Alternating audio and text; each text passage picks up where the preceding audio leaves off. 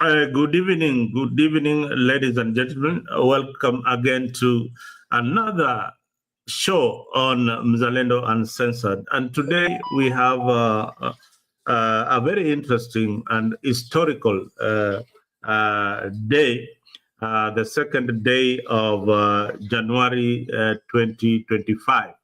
And what happened in Wetangula's mom's funeral is something that many Kenyans will remember. This was very, very controversial and confrontational politics at a funeral where people ought to be mourning the dead.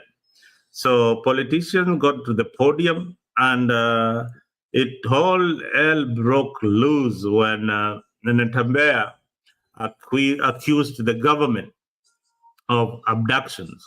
And speaker after speaker defended the government of William Samoei Ruto. And we have seen in recent days the government claiming that these people are abducting themselves, and accusations are being laid on and blame on one former deputy president, Rigathi Gachagua. With me in the studio to expound on these issues is none other than our political analyst here, Jeffrey Mburu. Jeffrey, karibu sana to Africa 24. And I hope you're doing well, and Happy New Year. Happy New Year, Mzalendo. How are you? I'm doing great. Yes. Our viewers. How is Kenya? Kenya is great. I'm still enjoying Kenya. It's a very nice place to be in. And I also want to thank God for the new year. I don't take it for granted, and I want to wish our viewers a very, very happy new year, 2025. And I know that together with Africa 24, we shall go far this year. I am calling it the year of manifestation. Wow. Yes. Thank you. And I hope the heavens have listened and they have opened all the doors for Africa listeners and to us who are in the studio and to the lovers of our daily podcast. Karibu sana Mburu. And my first story that is making headlines is the confrontation at the funeral of the late Wetangula's mother. Wetangula, as you know very well, is the Speaker of the National Assembly, and the whole government who attended that funeral. What do you make of politicians and the messages they were sending out to the families of their abductees out there?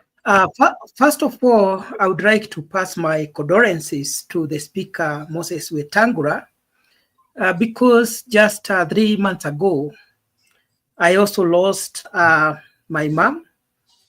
And just a few weeks ago, I lost my dad. And I want to say that our politicians are so insensitive that they seize the opportunity to talk about their politics instead of mourning with those who are mourning. They don't know the harm they do to the family when they start fighting before them. And I think it's the high time that our politicians should separate politics from the burial places. They should go there to mourn and to empathize and sympathize with the family that is mourning. It is very painful when you go there and start fighting in front of the children who are crying. Some of them were mourning their auntie, others were mourning their mother, others were mourning their grandmother, but you are there just thinking about your political career. I think that is being so insensitive. But Mzalendo, having said that, I want to commend one Governor Natembeya, because what is happening in Kenya is that we have scarcity of truthful men and women. So when I see one who can look at the president on the face and tell him the truth, I think we should say heckle to such kind of a person, because our politicians thrive in lies and deception. That the president and his brigade, they are telling Kenyans that there has not been any abductions in Kenya. And if there is any abduction, it is not the government which is undertaking those abductions. That the people who are doing that are the Gachagua people, or it's Gachagua who is doing it. I don't know for which benefit. And Natembeya told the president on his face that there are abductions in Kenya and abductions should stop. But and I also want to say the way he said it, it was respectful, because his statement was so balanced. He said that the people who are abusing on the social media, abusing us, abusing politicians, it has become the order of the day in Kenya. And he said that should stop.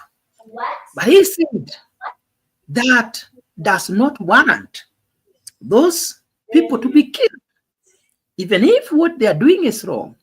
Because I also feel the same. Sometimes we go to the extreme end, even showing a picture of the president as if a president, the picture of a president when he is dead, he is in a coffin. The other day you see him in the grave. I think that one is extreme way of expressing your dissatisfaction with the government. But even that does not warrant anybody to take your life. Mzalendo, I'm one of those people who value life so much. You can imagine someone just abducting your child and killing your child simply because that person or that child criticized him on the social media. I think that is very unfortunate and should not be encouraged by anybody. Then here comes Kimani Ichung'wah. I think this guy nowadays has become so proud because of being too close to the president. The way he spoke about Natembeya, and I said Natembeya's statement was very respectful. He said whatever he wanted to say, but he said it in a very respectful and balanced way, showing his respect to the president, because he, at the end of the day, William Ruto is the president of Kenya, and he deserves respect to all of us because of the presidency. Even if I don't like him, I respect his office. However, that does not mean we should not criticize him. We should not say when the government is wrong.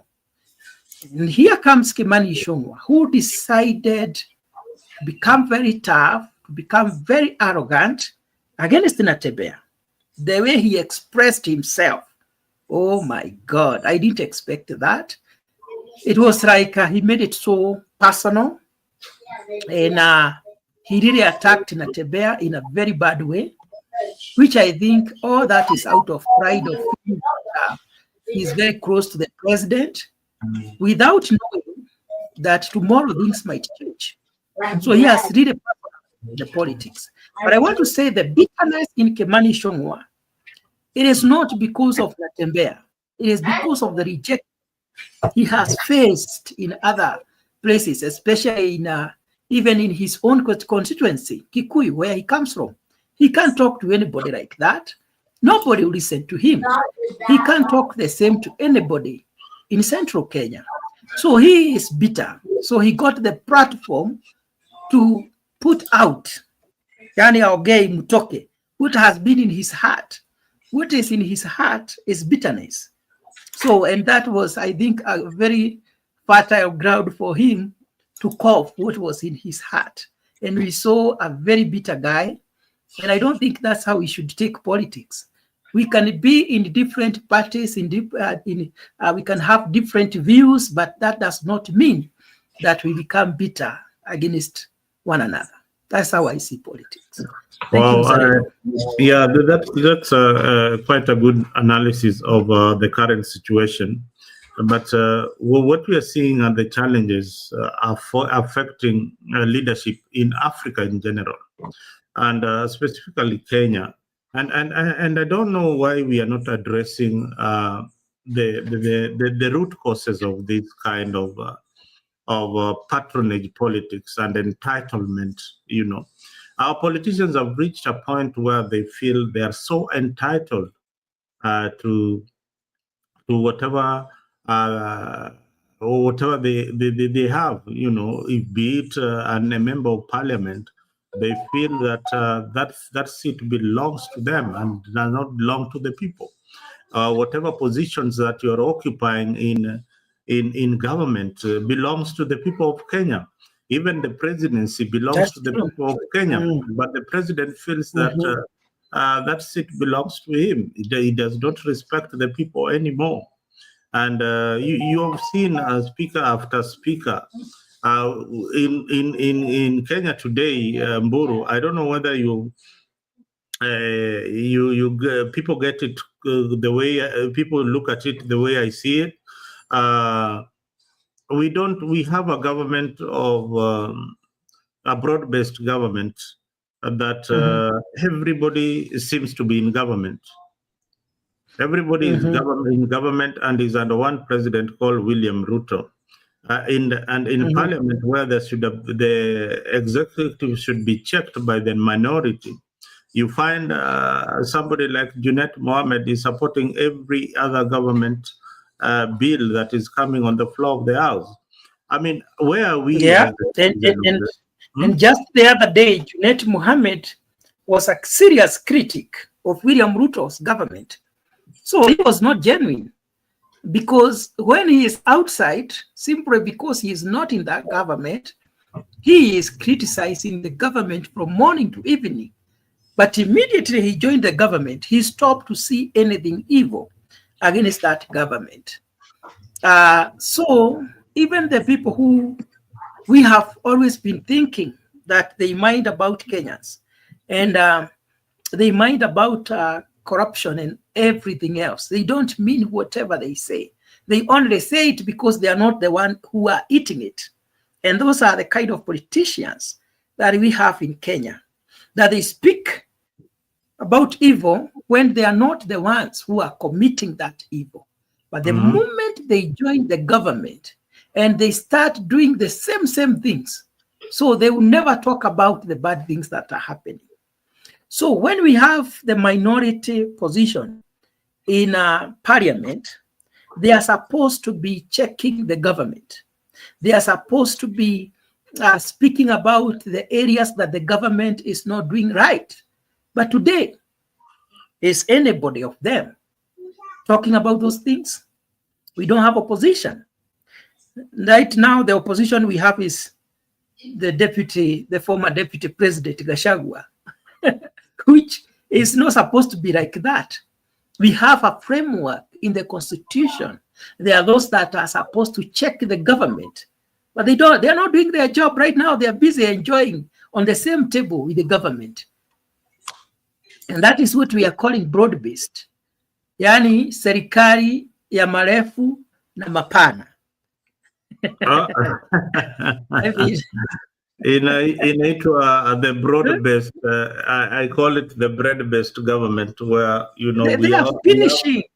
These are people who are finishing Kenya. When you I don't know whether you grew up with one loaf of bread, and when one loaf of bread is brought in your house, there's a scramble for the first slice. We used to call it. And most kids nowadays, they don't value food because they have plenty. They don't even value bread. They don't even bother about bread in the morning. We used to scramble for that. Now, I find it is a scramble for attention in the political class. So during our time, a bread was such a precious thing in the house. So right now, it is the high time that Kenyans should know who they are. It is what we call self-actualization. We should, as Kenyans, realize that we, as the people, are the employers of these politicians. And we should not allow them to behave like they are our bosses.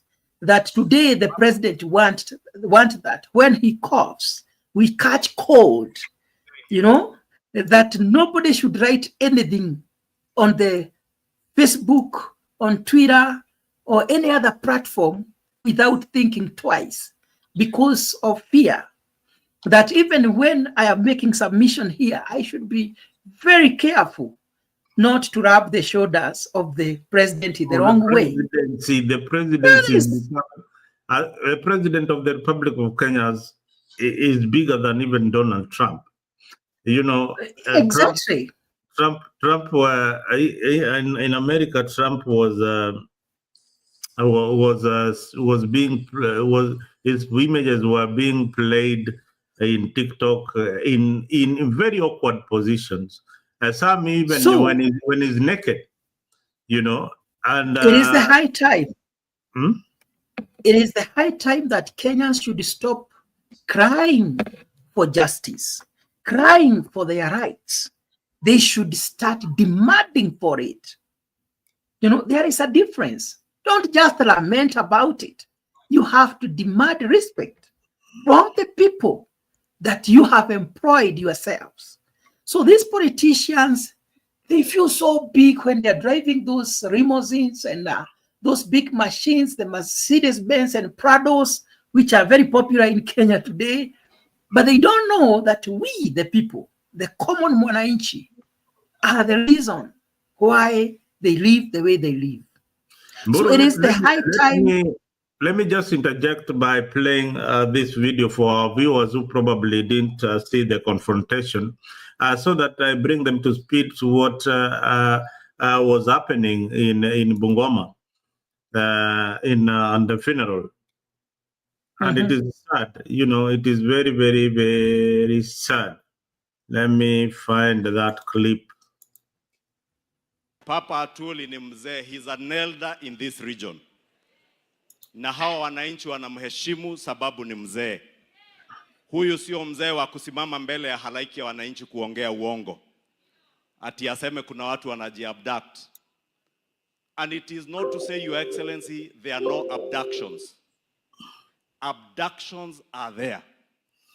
Governor Natembea, if you know the people. Now, Amburu, why I stopped this video at that particular point, you heard what this guy has said in the beginning. We need to analyze what these guys are saying and just don't watch their videos before. We need to analyze exactly what they are saying. Look, in this region. Na hawa wananchi wanamheshimu sababu ni mzee. Huyu sio mzee wa kusimama mbele ya halaiki ya wananchi kuongea uongo. Ati aseme kuna watu wanajiabduct. And it is not to say, Your Excellency, there are no abductions. What is he saying?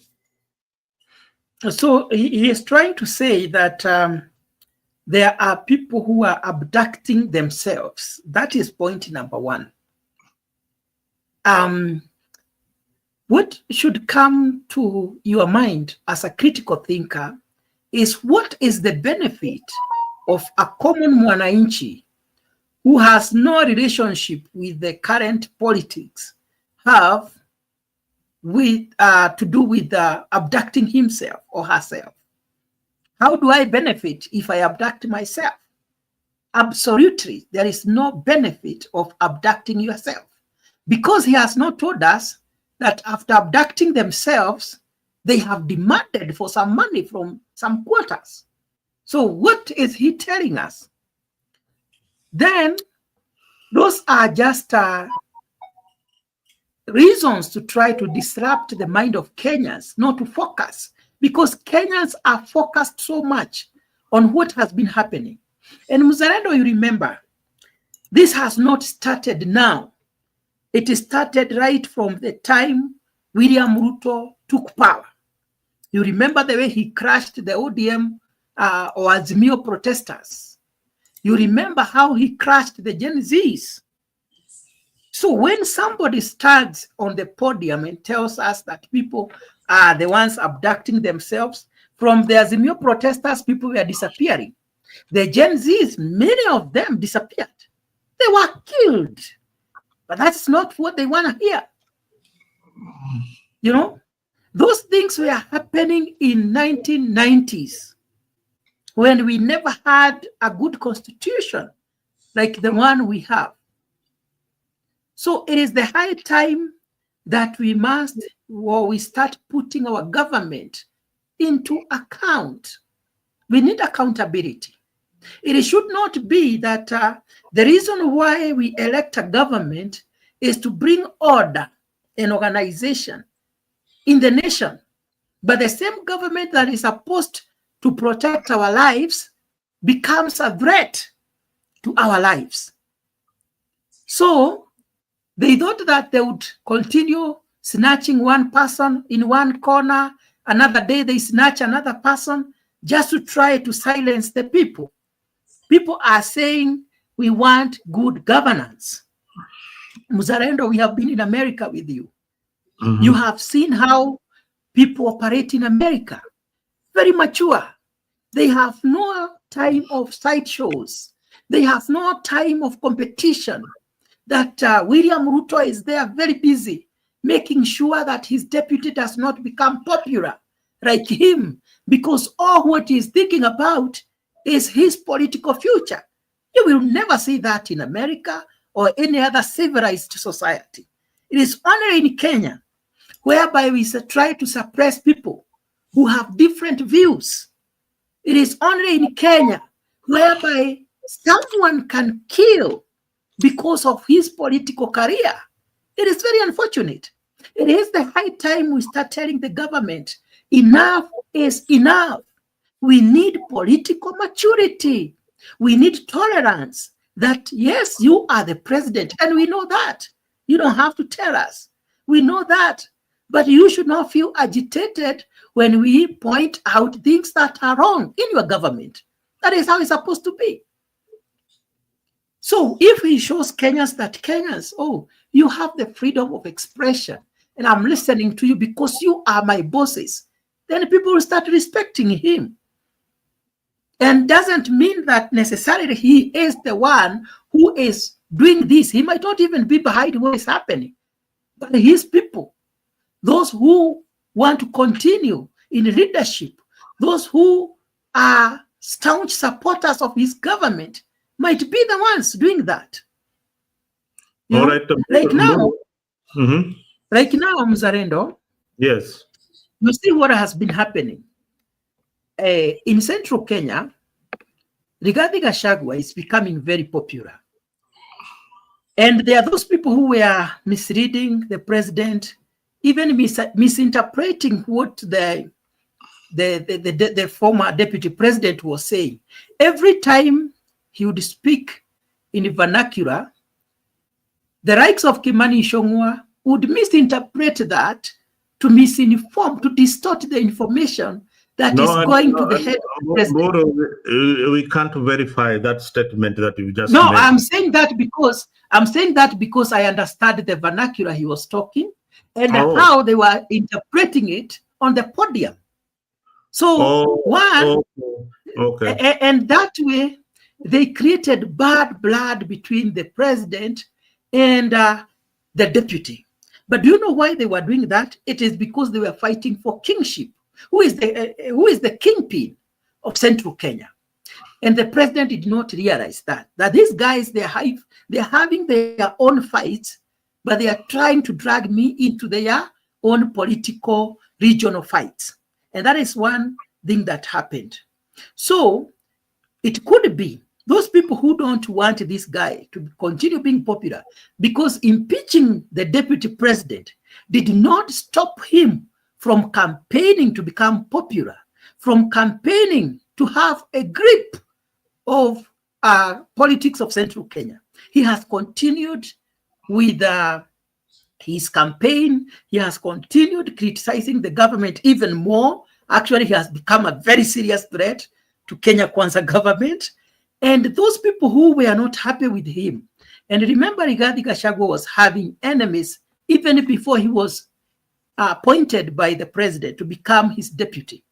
Many of the heavyweight politicians never wanted him because they knew he had what it takes, even one day, to become the president. Because in this country, when you have money and you have courage and you have influence, it is very hard, it's very easy for you to become the president. The only thing he was not having are the people.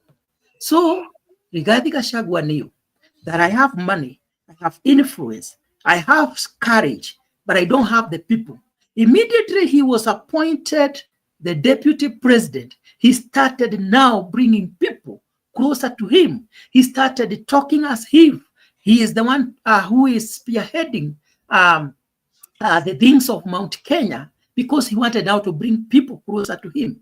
There are people who felt agitated. There are people who were very unhappy that the deputy president was becoming popular. They started fighting him seriously, and they dragged the president into their fights.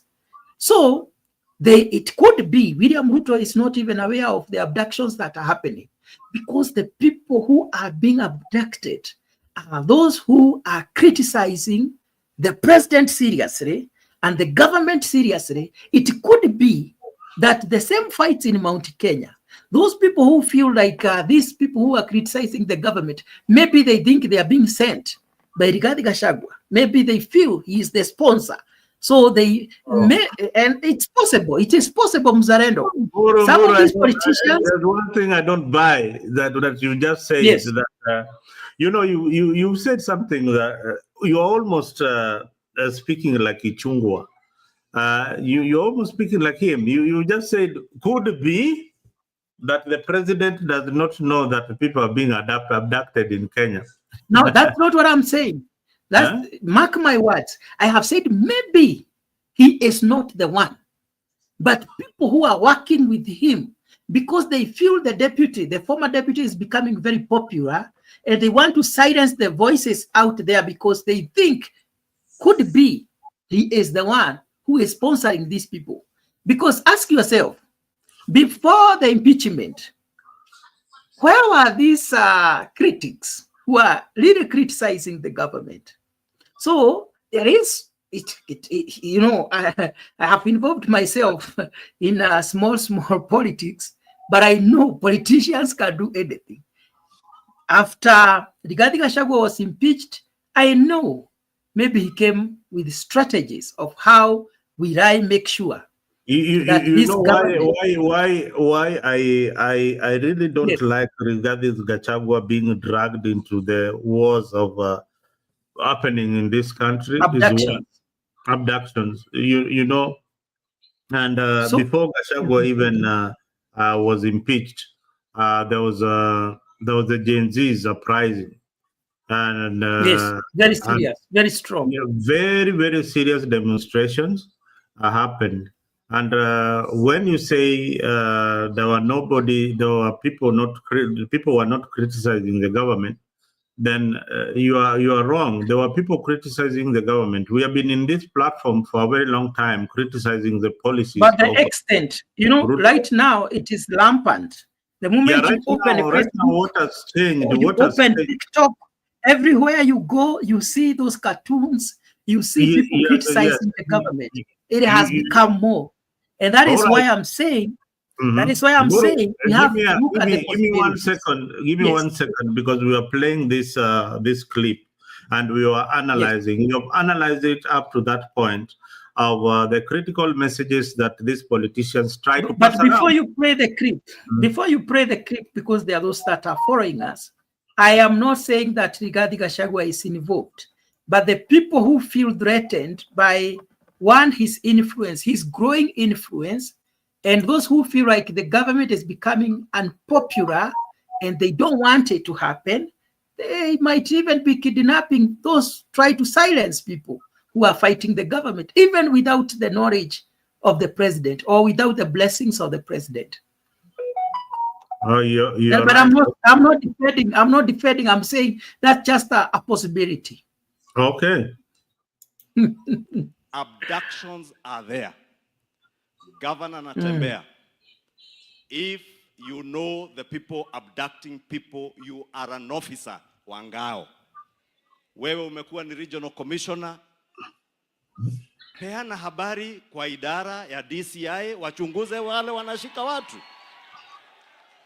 Lakini usije kukemea mzee Atuoli hapa sababu amesema, na ni kweli, huko Nairobi iko kijana amejificha, wakati DCI amesema ako wanted, akajitokeza sasa akasema nitajipeleka na mawakili kwa DCI. But anajificha ili aseme ameabductiwa. I want to ask you, Governor Natembea, you were a regional commissioner the other day when hundreds of people were kidnapped, abducted and killed in Kerio Valley na wakatupwa mili yao hapa River Yala, wewe ukiwa regional commissioner Rift Valley. Kwani siku hiyo haukujua maisha ya wananchi ni maisha? Situambiane ukweli jameni, tuambiane ukweli, tusiambiane. Sababu siasa mnazofanya, Governor Natembea, ni kuambie leo mchana dhahiri, siasa mnazofanya za kugawa watu kwa misingi ya ukabila, mambo ya uchochezi, hizo siasa zimekoma na hautafaulu nazo. Yule aliyekuwa kiongozi wako wa siasa za ukabila, aliyekuwa naibu wa rais, huyo ndiye mwenye kupanga mambo ya abductions ili awekelee huyu William Ruto. Tunawajua, tunawaona mchana, tutawatangaza mchana hadharani. Na usifikirie unaweza kutuuzia uoga hapa sisi. Wakati muliua watu mkaweka River Yala, you are the regional commissioner in charge of abductions and murdering Kenyans. Wewe mwenyewe, shame on you. Shame on you. Shame on you. And I say again, shame on you, Governor. You cannot claim abductions when you are the key abductor and murderer of Kenyans under the previous regime. Na mzee Atuoli ananiambia alikupea pesa ukuwe governor.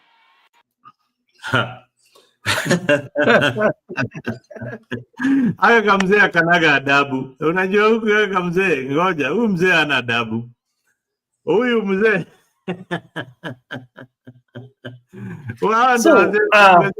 Look at Atuoli. Akienda kumwambia na useme ni mimi ndio nilimpatia pesa kwa kama.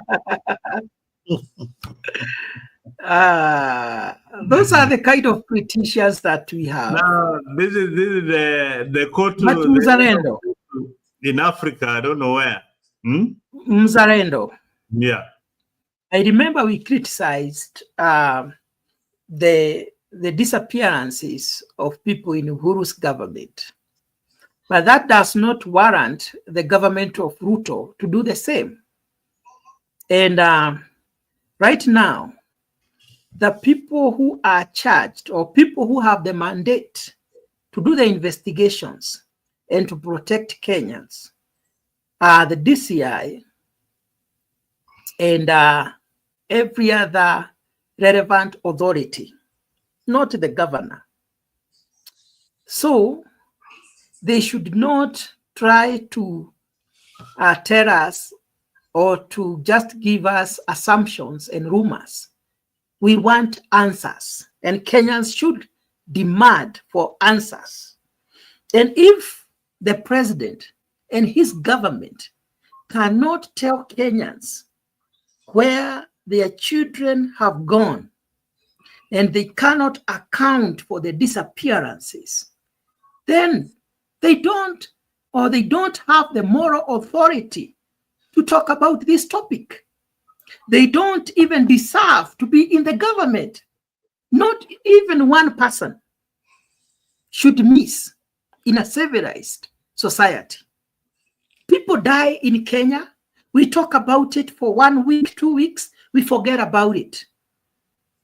People are killed, even assassinated even senior government officials, they are shot dead. They are killed. We talk about it for 1 month or 3 weeks at most, and we forget about it. We are very good at, being charged very easily, becoming very emotional. Then within no time, we forget about it, and we start singing praises over the same people who are supposed to be telling us what is going on in our country. I don't want to be in a situation or in a country whereby after holding this show that tomorrow I can't walk freely because I am afraid, who might be following me. That is the kind of a country that we have. Yeah, people are scared. People are scared, Mburu. And, I'm glad that you come out and speak your mind. People are scared to come on social media. People are really scared because of the abduction.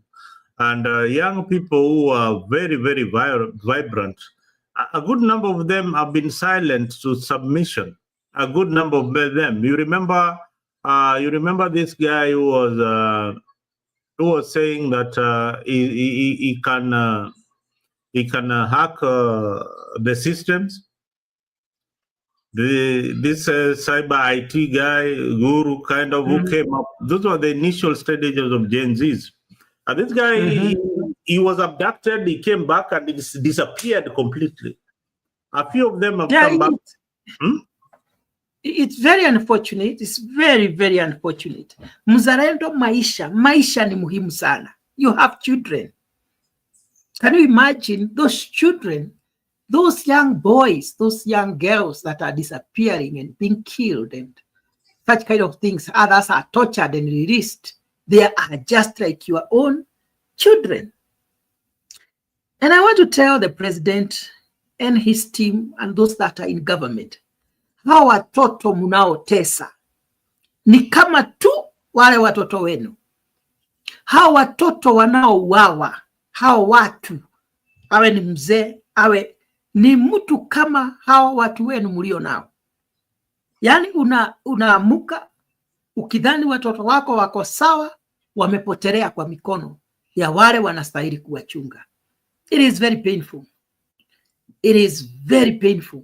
Ukijua ya kwamba huyu mtoto mumeua will never again come back to life. Hata wairudi, if you shoot somebody, that person will never come back. Serikali itatoka, ingine itakuja. Na uliua mtoto kwa sababu ya serikali ya miaka 5. Je, wewe sio mjinga? Huyo ni mtu mjinga. Because a wise person should see beyond the government, because William Ruto government is very temporary. After 5-10 years, it will not be William Ruto's government. It will be another government. But somebody's life was terminated to protect the government. What kind of stupidity is that? To me, it's very unfair. Nobody should die. Nobody should die because of power. Mboro, you know the sad part about it is that we are just from the festive season, and these guys were abducted precisely towards the festive season, and it was done deliberately for the families to feel the pain and for them to feel the pain. That in Christmas today. That young man who was creating the silhouettes for William Samoei Ruto could be they are dead. Could be. Yeah. And that is what the deputy president said. The deputy president said that hawa watoto, ile sababu tunasema waachiliwe na hawaachiliwi ni kwa sababu huenda ikawa wameuawa. Na kama mmewaua, si basi mpatie wazazi wao mili yao wakazike. Yani inaweza kuwa kuna mtu tu alienda akachukua watoto na akaenda kawaua. Now the most painful, and I've narrated it's unimaginable. Do you know, incomprehensible. these are kids who are young boys who are probably less than 30 years old. Oh yes, There most could of be them are Gen Zs. Very young. between Not age even 30, 25 and below. 25 and 25 and below. below. Can you Yeah. imagine a 25-year-old and below is being killed by a 50 or a 40-year-old man who has got children the same age, and the last moments. The sad part is the last moment of these kids. You know, Mburu, when you smell death, you've owned a car and you've seen accidents, or you are near, But you know, Mzalendo, or you've been attacked by thugs in your house. Can you imagine these kids crying their last? You know, what did they say last? What they said last, yeah, and begging them, please, please, please, please, don't kill me, don't kill me. Yeah, and the reason why they are being killed is maybe because this kid has drawn a cartoon trying to send a certain message. What I should do, or what I can do if I am those politicians, is just to ignore. You know, Uhuru Kenyatta, there was a time he was really criticized on the social media. And what he decided to do is to leave. He was not in any of those platforms. He didn't even want people to tell him how he is being abused. He was even trying to pass the law to try and at least have something that can protect the government against cyberbullying and all that. But the court said, no, let people speak. So, but this government is not willing to be tolerant to anybody who is criticizing the government. And that is why I'm saying, even if the president is not aware, he has all the machinery for investigation to know who is this person. Because as we speak now, William Ruto government is very unpopular.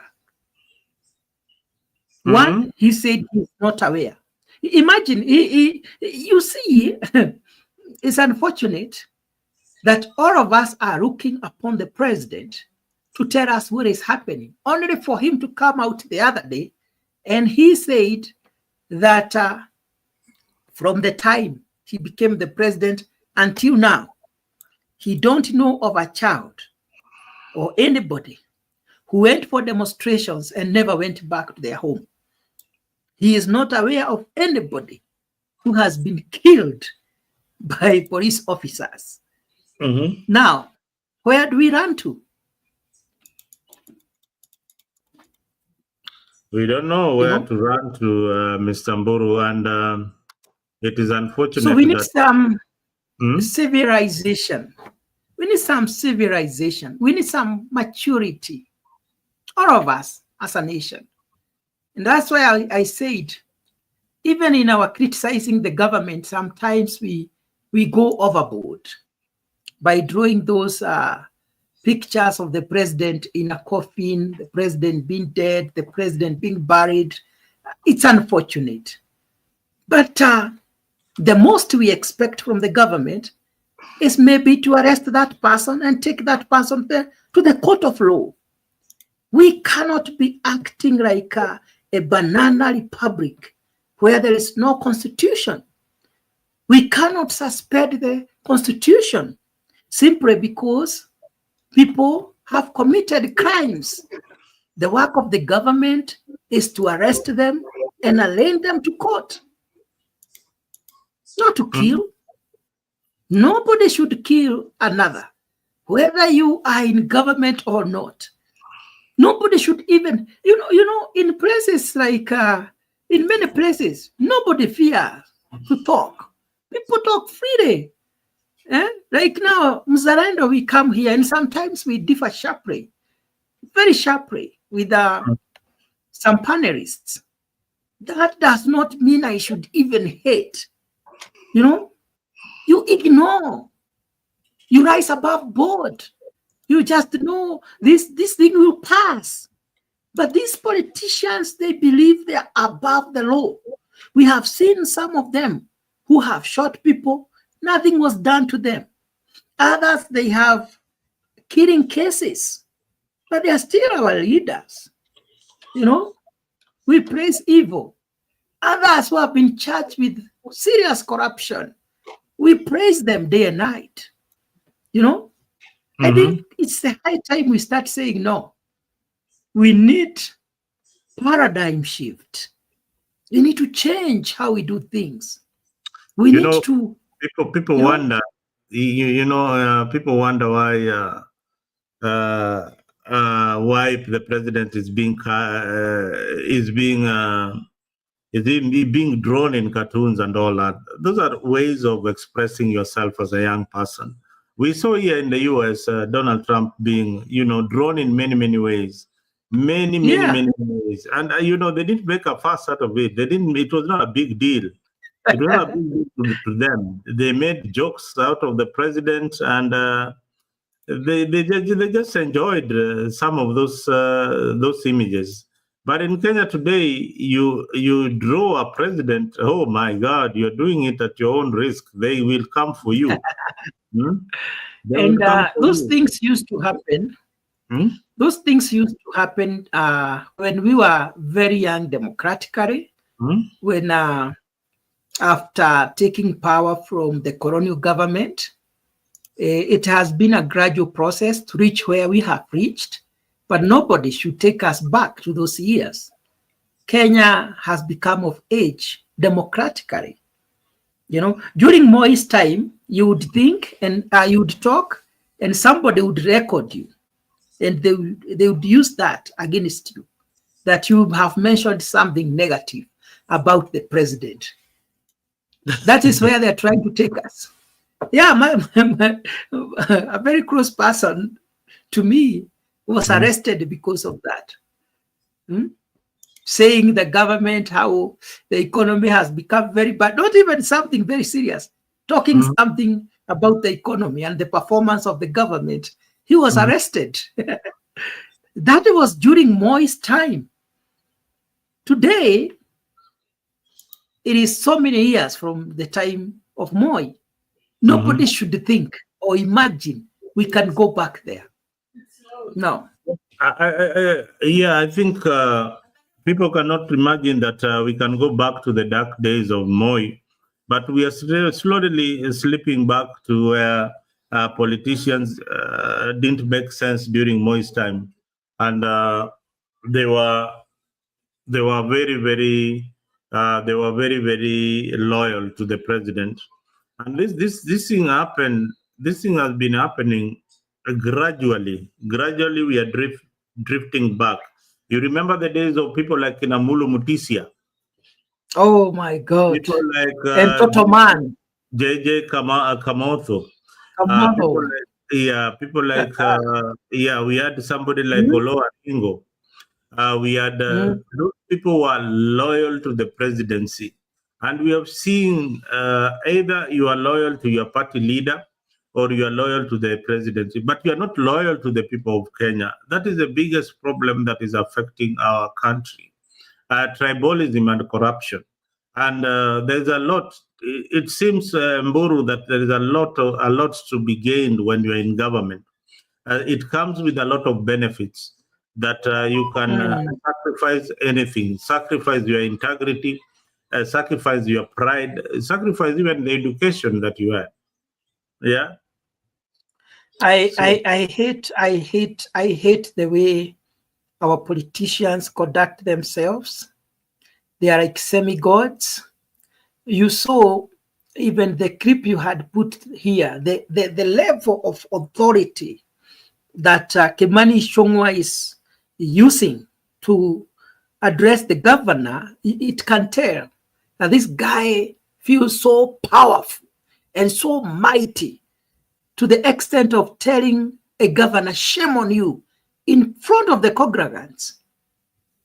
I mean, he was like addressing a kid. Yeah, this is somebody elected, but he's a governor. A governor is somebody, not an MP. Somebody. You can imagine, this is an MP abusing a governor authoritatively simply because he is very close to the president. I mean, that's not how it's supposed to be. And the reason why he is abusing the governor is simply because the governor has stated a statement of fact, and he did it respectfully. As Mr. President, let us not say that there are no abductions. Let us agree that abductions are there, and the relevant authorities should take charge and do the necessary. What was wrong with that? To warrant all that rage from the member of Kikuyu. That is what to me, that is immaturity, because he's personalized a general statement. Yeah. This is serious because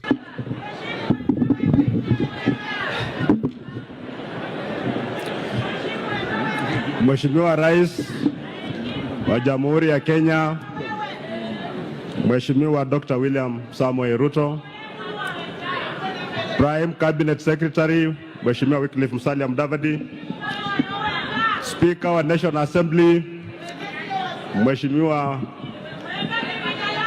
Wetangula, magavana wenzangu ambao wako hapa,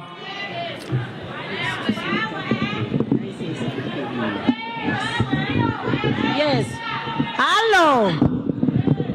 This is our mother's funeral. If you came to mourn with us, we don't want that unnecessary and unfriendly noise. Wewe.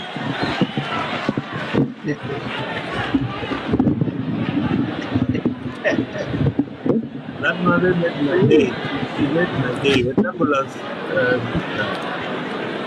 itifaki zote zikihifadhiwa, mimi nimekuja hapa kwa sababu hata kwa hii familia mimi niko na marafiki. Mzee wa boma hii Mheshimiwa Mzee Dominic, mimi huongea na yeye. Hata wakati mama alikufa, wala ambao mnapiga kelele, kabla mama afe, mimi niliongea na mzee, hata nikamtubia fedha akaenda hospitali. I gave him money.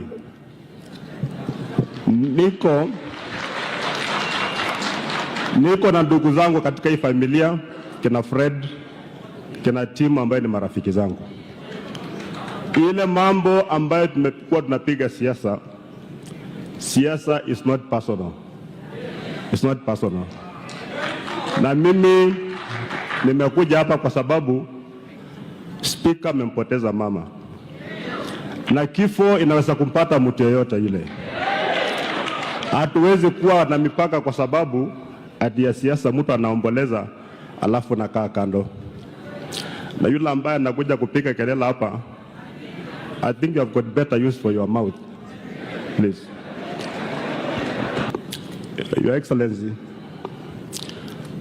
I've seen some of my brothers come here to make requests to you. And yet in government, itakuwaje kwamba tunangojea kwa matanga ndio tunaomba rais kitu hiki, and when it's not there you tell us you're in government. Muko na forum ya kuambia rais hayo maneno. Jambo la mwisho, Your Excellency, and I say this is a very heavy heart for a leader to stand here and tell you kwamba people are abducting themselves and they're killing themselves. I think it's unfortunate. It's not for these hallowed grounds. Our children are getting lost. They're being abducted. Wengine wanauawa. That's the position. We should not cover up the basic truth. Hata rais mwenyewe amesema kwamba utasimamisha hii maneno. Tunataka mambo ya abduction ifanye nini? Ikwishe tu. Because this Kenya is enough for us. Watoto wanatukana watu kwa mitandao. Hata mimi nikifungua my WhatsApp, my groups ambazo niko pale, for every 2 comments, every 10 comments, 8 of them ni matusi. Wanatukana vibaya sana. That one needs to change. But if it can't change, people should not be killed because of that. I'm abducted because of that. Hapana. It's what is not. Siambiane. Sababu siasa mnazofanya.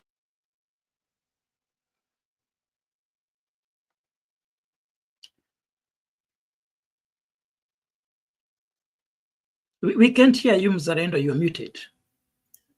This is Donald Trump. Americans making fun of the president. Mm-hmm.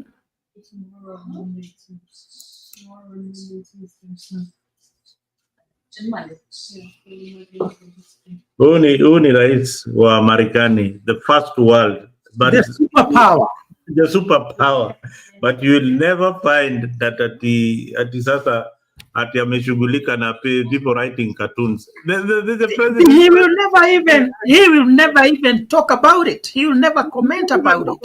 Those things, Mr. President, those are things that you ignore. Continue with doing your work, and it will stop. But Mzalendo, you have listened to the two speeches, one from Governor Natembeya and the other one from Kimani Ichung'wah. What did Natembeya say that warranted that kind of rage from Kimani? I didn't see. He just spoke his statement was very sober, with a lot of respect, with gentleness. Now here comes Kimani. I don't know what was wrong with him. He almost, bursting. So that is not what we expect. We expect these politicians to start behaving themselves. Today they are blaming the young people of being the way they are, yet they don't know that they are the example of the young people. What is the difference between those people who are abusing others and Kimani, who is abusing a senior governor in front of the people, including the children? So let those who are talking of the conduct of the young people be in the front line to be good examples. The way our politicians talk, they don't show any kind of respect, yet they expect to be respected. And in psychology, there is what we call the law of reciprocity. People give you what you give them. They reciprocate. You respect people, they respect you back. You talk nicely to people, they talk nicely to you. You handle people with dignity, they handle you with dignity. And we handle our politicians the same way they handle us. We conduct ourselves the same way they conduct, because they are the mirrors of the society. They should not be complaining. You remember, and right now, William Ruto, whom I supported, and I said I still have a soft heart for him, and I wish he can listen to us, because we mean well. We mean well to him. That William Ruto really criticized the former president, Uhuru Kenyatta. They said everything. He didn't kill them. They said everything against the government of Uhuru Kenyatta. Why should it be so painful to them? Ni ile tunasema mkuki kwa nguruwe mtamu, mwanadamu mchungu. Criticism to Uhuru's government was okay, but now to their government, they can't stomach that. It is too much. They can't handle. They can't handle the criticism. Guys, if you're watching us from other platforms like Mutembei, make sure that you subscribe to Afrique24 and leave a comment. And if you want to join the station, I've posted a link there so that you can join. Today we are discussing the political tensions in Kenya, and especially the tensions among our political class. They are misbehaving. They are showing us the bad manners. They are really showing us who they really are. Now, in this moment in time is when we now see who your politician is. when they cannot handle the pressure coming from the civil society, the general public demanding the release of those who have been abducted. Here in Africa, we keep on calling for the president to act and make sure that these children are returned to their families. It is just decency, Mr. President. Act as a president, swallow your pride and make sure that you return these children to their families. There is the police, the IIG, Mburu. The IIG is saying that he doesn't know about, these abductions. So should the general public, just as Mutata was saying, should we now arrest these people who are abducting? They are inviting people for what we call mob justice. That means we don't have a government. Because even if they are not responsible, they should arrest those who are responsible. So now they're inviting us to act as if there is no government. That is why you saw the other day when there is a police officer who threw a tear gas to the deputy president when they were having another meeting. He was arrested by the people and he was beaten up by the people. Is that what they want people to start doing? I have that clip. And it's a very So is that what who are unleashing violence to innocent people? It is a shame. Kulikuwa Nyandarua, polisi wamejaa pale, lakini hawaku wamekuja kuweka amani, walikuja kuchafua nini? Inspector wa polisi anachukua tear gas, anapatia askari mwingine yako na nguo ya raia, anatupia sisi. Nani polisi? Wale wanatakiwa kuweka amani ndio wenye kuvunja nini? Na siku hiyo huyo mtu alishikwa na raia. Kwanza akanyoroshwa vizuri sana. Si ndio? Sasa akapatiwa polisi washitaki yeye. The same night Inspector General Police akasema waachiliwe. This is the only country in the world where police, instead of stopping violence, are the ones who are unleashing violence to innocent people. It is a shame. Is it not a shame? It's a shame, Bwana Douglas Kaja, the Inspector General of Police. The police world over, their work is to keep peace, is to make sure there is no violence, is to deal with violent people. But in Kenya, police are the ones who are unleashing violence to innocent people. And then when people make a citizen arrest, wakamshika wananchi kwa sababu wamepewa kipawa hiyo na sheria, Inspector General amesema waachiliwe aende nyumbani. The other day walituma watu kupiga sisi Limuru na mapanga na chuma watuue. Hizo picha ziko kwa magazeti, kwa mtandao. Mwezi moja umeisha, hakuna mtu ameshikwa. And that is why sasa polisi kitengo imekuwa pale, a special unit outside the command of the Inspector General. Kazi yao ni kushika vijana, kuteka hao nyara. Abductions are being done by police. Police are supposed to protect life and property, not to turn against citizens. Sasa nimeona Inspector General Police ameitwa pale kotini aende aeleze, amekataa kufika. Na hata akifika anasema hajui ati si polisi wanafanya hii kazi. Sisi nauliza kama wewe hujui na ndio Inspector General Police who is supposed to protect the lives of the people of Kenya, then you have no business being in office. Si ndio? Kama Bwana Kaja unasema polisi are not the ones doing the abductions, and you don't seem to know who is doing it, and you are not able to stop it, you have no business being the Inspector General of Police. Wacha tuachie hapo, tuachie Mzalendo. You know how it is. It's very annoying. It's very annoying. I can tell you today, mimi si polisi, lakini kama leo ningekuwa na nguvu niambiwe shika hawa watu wenye wamekuwa akifanya abductions, even without a lot of technology, na kuambia Hiyo ni kitu ninaweza nikafanya.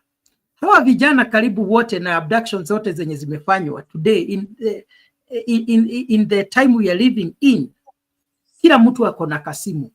Mzalendo ukija kushikwa, kunakuwa na watu kama 10 ama 5 walikuona na wakachukua picha ama wakapiga video. Hizo video media stations, even the main media stations, wako na videos za watu wakishikwa wakikuwa abducted. Kama hawa polisi wako kweli, wako na hakika wanataka kushika hawa watu, picha zao tuko nazo na tunaziona, unataka kuniambia hawana nguvu ya kusema? Mtu yeyote mwenye anajua so and so and so alipoti na hawa watu waedewe.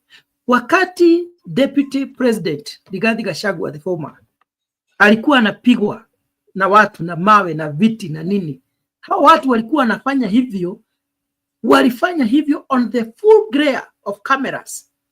Video ziko kila mahali, hakuna hata mmoja alishikwa. Sasa huyu polisi mwenye alishikwa na wananchi akirusha tear gas wa Deputy President ageuawa, wagesema nini? Sasa wageanza kusema the former Deputy President ameanza kuua mapolisi. So hapo ndipo tunasema serikali ifanye kazi yake na isijarishe mtu ni wa chama gani ama cheo gani, ako upinzani ama ako kwa serikali. Akifuja sheria anakamatwa and the law takes its course. That's how we can build a civilized society, but not to protect me when I'm breaking the law simply because I am on the right side of the political divide. It should not be like that. Inastahili kila mtu Kenya hii, akuwe ni Kimani Ichung'wah, akuwe ni Rigathi, ama akuwe ni Raila Odinga, ama akuwe ni William Ruto, kuna kitu anaogopa, na hicho kitu kinaitwa sheria. Today our politicians, they don't fear the law because they are above the law. Ni wagapi wameshikwa na wakastakiwa na wakafungwa jela? Mzalendo, ni wanasiasa wangapi tumekuwa tukiona wakivunja sheria? How many have been arrested and have been charged in court and jailed? None. That is why they don't care. They can do anything. They can kill you. They can abduct you. They can, conduct themselves in any way. If in a country there is a category of people who don't fear the law, that is not a civilized society. We cannot say we have a government where the leaders are protected by law, but the common mwananchi is not protected by the same law.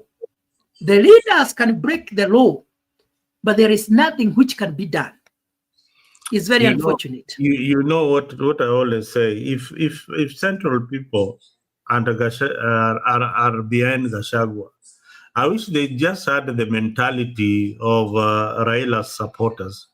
If they had that mentality of Raila's supporters, Central can bring this country down and the government of William Ruto down so easily. Because first, economically, they are empowered. And secondly, the proximity of Central Province and Nairobi is just here. And this is a... Muko watu 6 million. But all you do... Wacha nikuambie mzalendo. Munaenda kwa kanisa, munasema hizi vitu munasema, munangojea. Raila wanasema ngojeni 2027 we will speak on the ballot. Wacha nikuambie mzalendo. Mzalendo, wacha nikuambie mindset. No, this country, first of all, wacha tunimalize. This country understands the language of demonstration. Hakuna kitu ingine.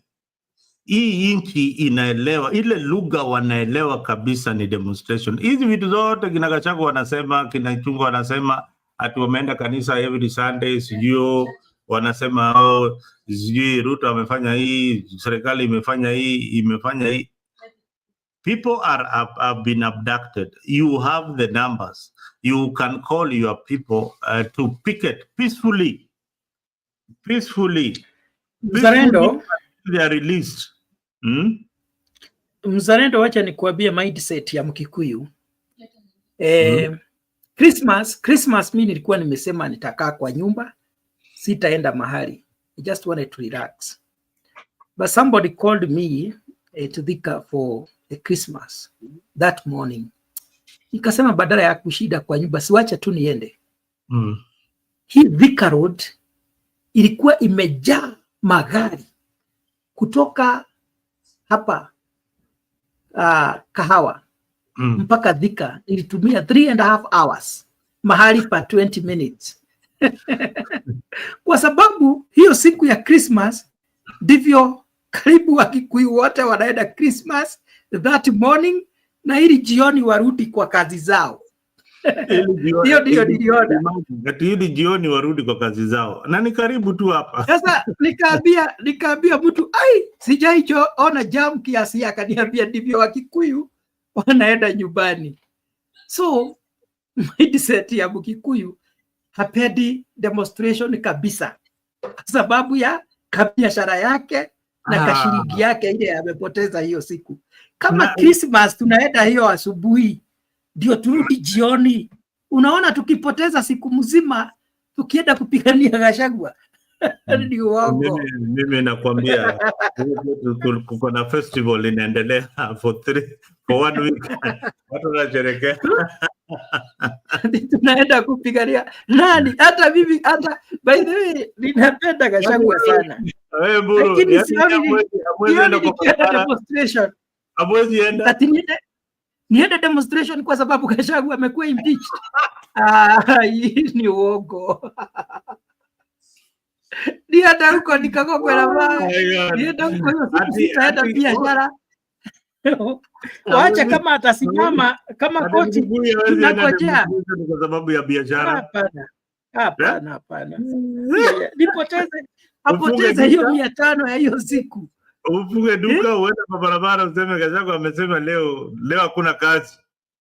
Hata yule mama anauza mandizi pale kwa kibada, hataki hiyo siku ati afuge aende demonstration. Na kuambia ukweli, wale watu wanafurahia demonstrations ni hawkers, kwa sababu wamepata siku ya kuuzia watu na watu wenye hawako na kazi. Atauza saa ngapi na kuna demonstration? Hiyo wakati huo kahawa imeiva.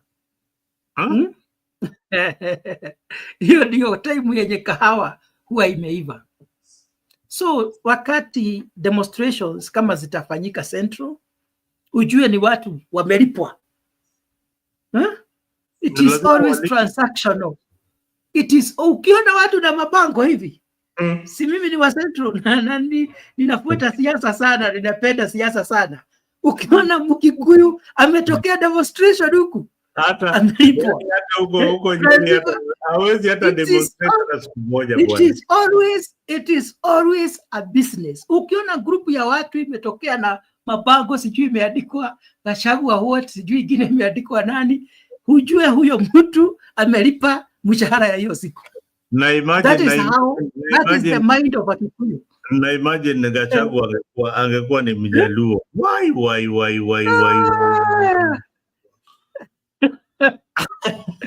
That is why I had somebody huko Nyeri mali anatoka kwanza akunge pitika.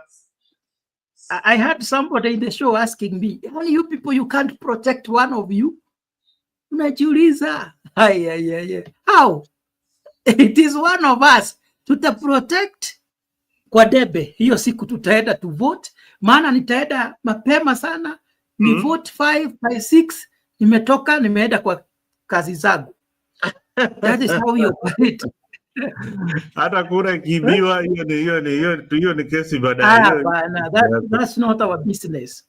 And I wish, anyway, it's a bad thing because it can allow the government to do anything, but on the other side, it is also a good thing because economically it is good. But again, when we are picketing, for good governance and that business that you are doing to flourish. You don't picket for nothing. You don't picket for. But those picketing and those demonstrations. You picket for a cause. you know. No, those picketing. Now those I want to demonstrations. ask you, Mburu, you would not. They are victims and family members of the Kikuyu community who have been abducted. This family cannot go out in the streets and demonstrate and demand for the release of their children, joined by their neighbors who knew the children. Very few who can do that. It's a wrong thing to do. It's not a wrong thing. It's a good thing to do, and but we are good in maybe talking on the media, because I'll just talk a few minutes and then I'll go. But tell them now we need to do a serious demonstration.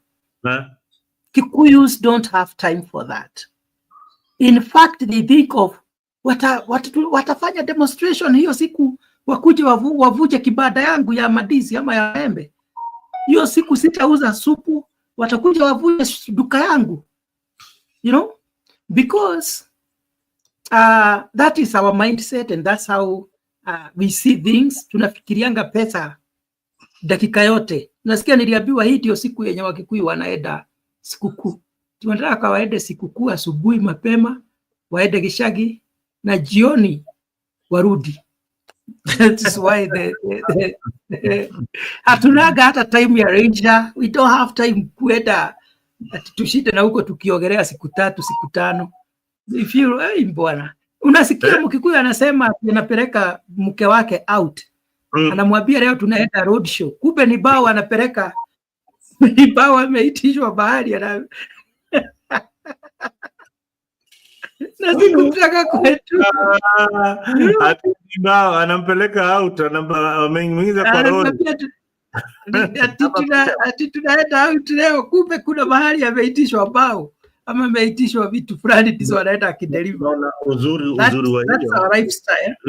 wa hiyo, it has created a culture that is very vibrant, and it created a culture that empowers the Kikuyu community economically. And you unasikia, that is why you hear the other community saying that Kikuyus are not romantic. Kikuyu men are not romantic. Because every time anafikiria kaploti nitanunua bahari, sijui kashamba, nataka kujenga kanyumba, sijui lini.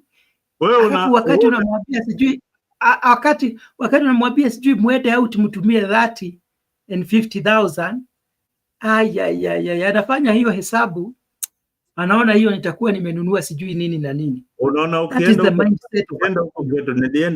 nilienda mahali ingine, inaitwa Miuru Bay. Ndivyo mnatunyang'anya mabibi. Ndivyo unaona siku hizi mnatunyang'anya wasichana, mnatunyang'anya mabibi sababu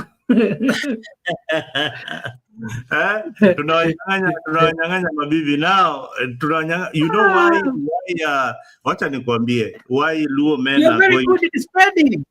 No, we are good in spending, but you see the reason why Luo men are not even marrying other Luo women is one, they are not working.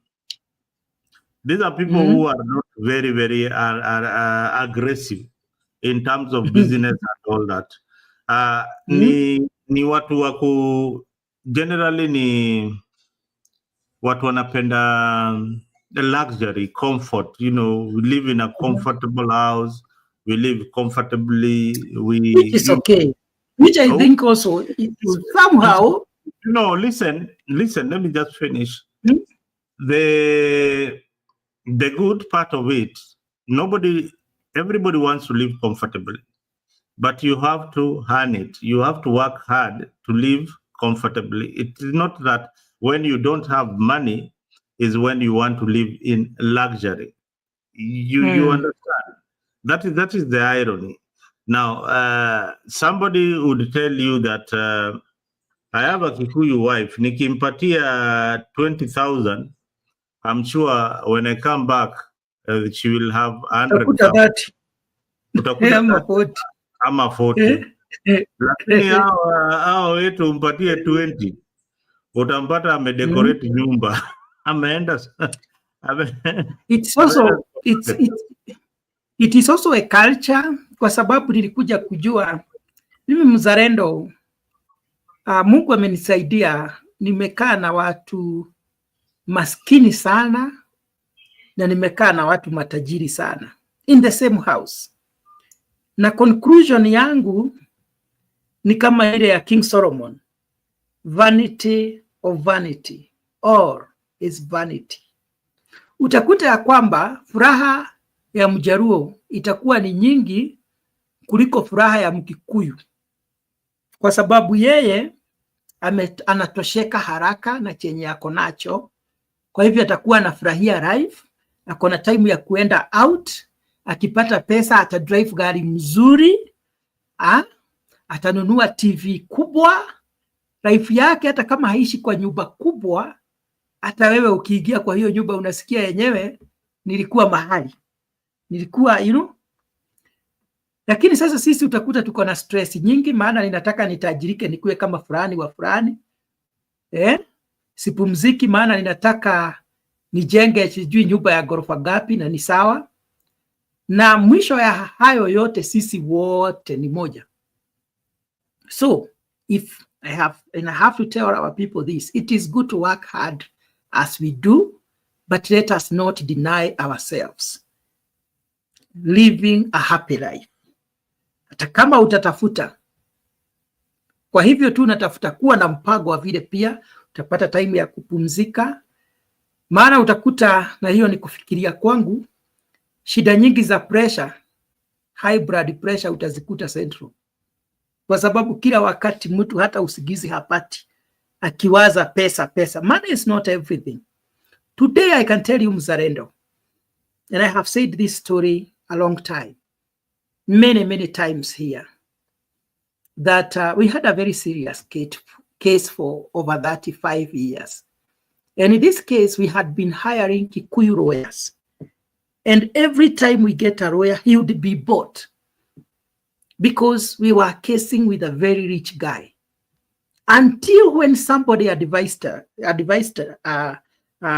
that, can you try to get a lawyer from another tribe? Because these Kikuyus are always bought. Until we get a rule. Do you know they tried to bribe that guy? He refused until we won the case. So, sisi kwa integrity ati siwezi chukua pesa kwa sababu niko na client wangu, I am telling you, nitachukua. Sisemi mimi, lakini nasema hiyo ndio mindset. Wewe umenilipa 50,000. Mzalendo amesema nitakupatia double uharibu kesi yake. Kila wakati tunafikiria kuhusu pesa, mpaka imefika mahali hakuna integrity. Competition kwetu imekuwa nyingi sana, ati ya kwamba Mzalendo, I know what I have information that I can give you to better your life, but I can't. Naweza kuwa na biashara tunaweza fanya na wewe, lakini kwa sababu I want to be ahead of you, siwezi nikakuambia. Competition is too much in Central Kenya or in Kikuyu's mindset, which I feel is not healthy. No. Competition brings the best out of us. It is too much. It is the best, but it has now gone beyond. And that is why I'm saying everything should have some balance. Let us try to balance. You know what I always say, and this has always been my mantra, that every animal has got a different walking style. And I use the duck. The duck has got, it's a bird, but it has got a different walking style from the hen or the chicken. So you will find that even us in our daily life, although the world is moving too fast for each and every human being, rather animals in this world, but we all have got our challenges. We cannot run as fast as the cheetah or the leopard. So we have to go at our own pace. You cannot run in Mburu's pace, although you might want what Mburu has or what Mzalendo has. But at the end of it, Every luxury that comes in this world, especially the ones people who work hard for it, there is always a price to pay. So the price to pay is that Mburu, your community has sacrificed, or you sacrifice the luxuries that comes with the price. So there's nothing wrong with that. The only thing that is wrong with that is that after acquiring so much wealth, then there reaches a time then you need now to enjoy your life or give back to society. So every time when you pray for God to give you enough wealth such that you respect people who are unwealthy, and secondly, you uplift those who don't have. You know, Yes. don't give me enough. You don't give me so much wealth so that I be like our Kenyan politicians.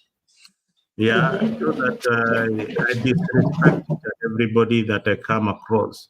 Give me wealth so that I can make other people also comfortable the way I am. But give me enough to share with others. You understand? So apart from that, I hope Kikuyus are sharing their wealth in the society. Those who are wealthy are sharing their wealth. Those who are wealthy are educating those who are not wealthy. So that is the only way we can create that balance. And just as you heard, Kenya is a capitalistic economy where we have got very few rich people controlling almost everything. And even in your village where you come from, you find that there is somebody who is richer than almost everybody in the entire village. Yeah. So and those are the dynamics of society. And so, sometimes you might be running so fast you want to live like your neighbor in Central, but huyu neighbor wako pengine ni mwizi, amepora bank mahali, anaiba pesa ya CDF, amefanya nini? So walk your own race. Hizi vidole, you know, Mzalendo, in this life I have lived with people who are very good and they wish you well. And I have also lived with people who are very jealous, you know, and people who have the competition spirit, that they always want to be the ones who are ahead of you, that they can do anything to be ahead of you, that they can withhold the information which they are supposed to share with you to help you, but they can't because they don't want you to be like them. That is what I'm saying. As much as it is good to work very hard, it is good to be wealthy, but let us be very careful. Maana nakwambia saa hii Central Kenya na watu wetu na ninawapenda kabisa. Ni watu wachache sana watakuwa na information ya kukusaidia, wakuambia my brother come, I hold your head and I show you the way and what I do so that you can be also successful. Utakuta even at a family level, watu wanatakaga kuinamiwa na hawa hata siblings.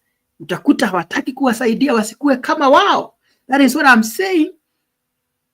It's okay, though this was not the topic, but I'm also trying, let us always remain, hata tukitafuta pesa, to remain tukiwa watu ambao wako na utu.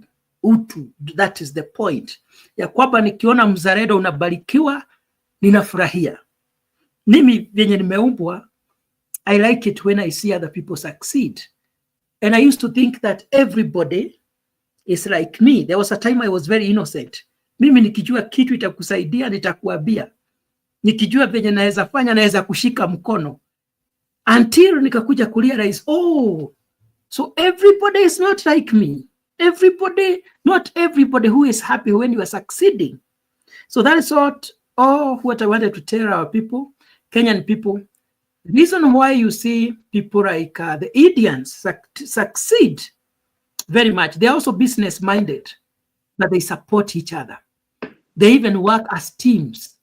Watafungua biashara wakiwa biashara ya familia, na wote hakuna mwenye ako na greediness, ulafi. Sisi hatutaki hata, I can't, it's very hard even for a brother to work with a brother, a sister to work with a sister. We can't even form a company together. Why? Because we are always competing. We don't think that when we are together, we can do greater things. Me, I see things differently. I have tried to work with people, and I have come to realize that people don't see the things the same way I see things. Yes. Kenya Jamaa wenyewe kubwa. Happy New Year bana. Tangu nikuone bana, hizi nywele zimekuwa kubwa zaidi. Where are you heading with this hair? Hii nywele itakushinda. Happy New Year Jeff Mburu, Happy New Year Mzalendo. Mimi nimekuja tu kuwasalimia. Umefanya poa. Nzuri bana. How are things out there? How is the politics out there? The politics is politicking. I don't know. I heard you guys were talking about Nani Natembea. I didn't hear what did Nani alisema nini Ichungwa. I didn't hear the Ichungwa part. Oh my God. I can play you what please, I heard everyone was complaining about he attacked Natembea. I don't know exactly what he said. I just heard the new part. Natembea spoke well. Yeah. Alisema hivi. Governor Natembea, nikuambie leo mchana dhahiri, siasa mnazofanya za kugawa watu kwa misingi ya ukabila, mambo ya uchochezi, hizo siasa zimekoma na hautafaulu nazo. Yule aliyekuwa kiongozi wako wa siasa za ukabila, aliyekuwa naibu wa rais, huyo ndiye mwenye kupanga mambo ya abductions ili awekelee huyu William Ruto. Tunawajua, tunawaona mchana, tutawatangaza mchana hadharani. Na usifikirie unaweza kutuuzia uoga hapa sisi.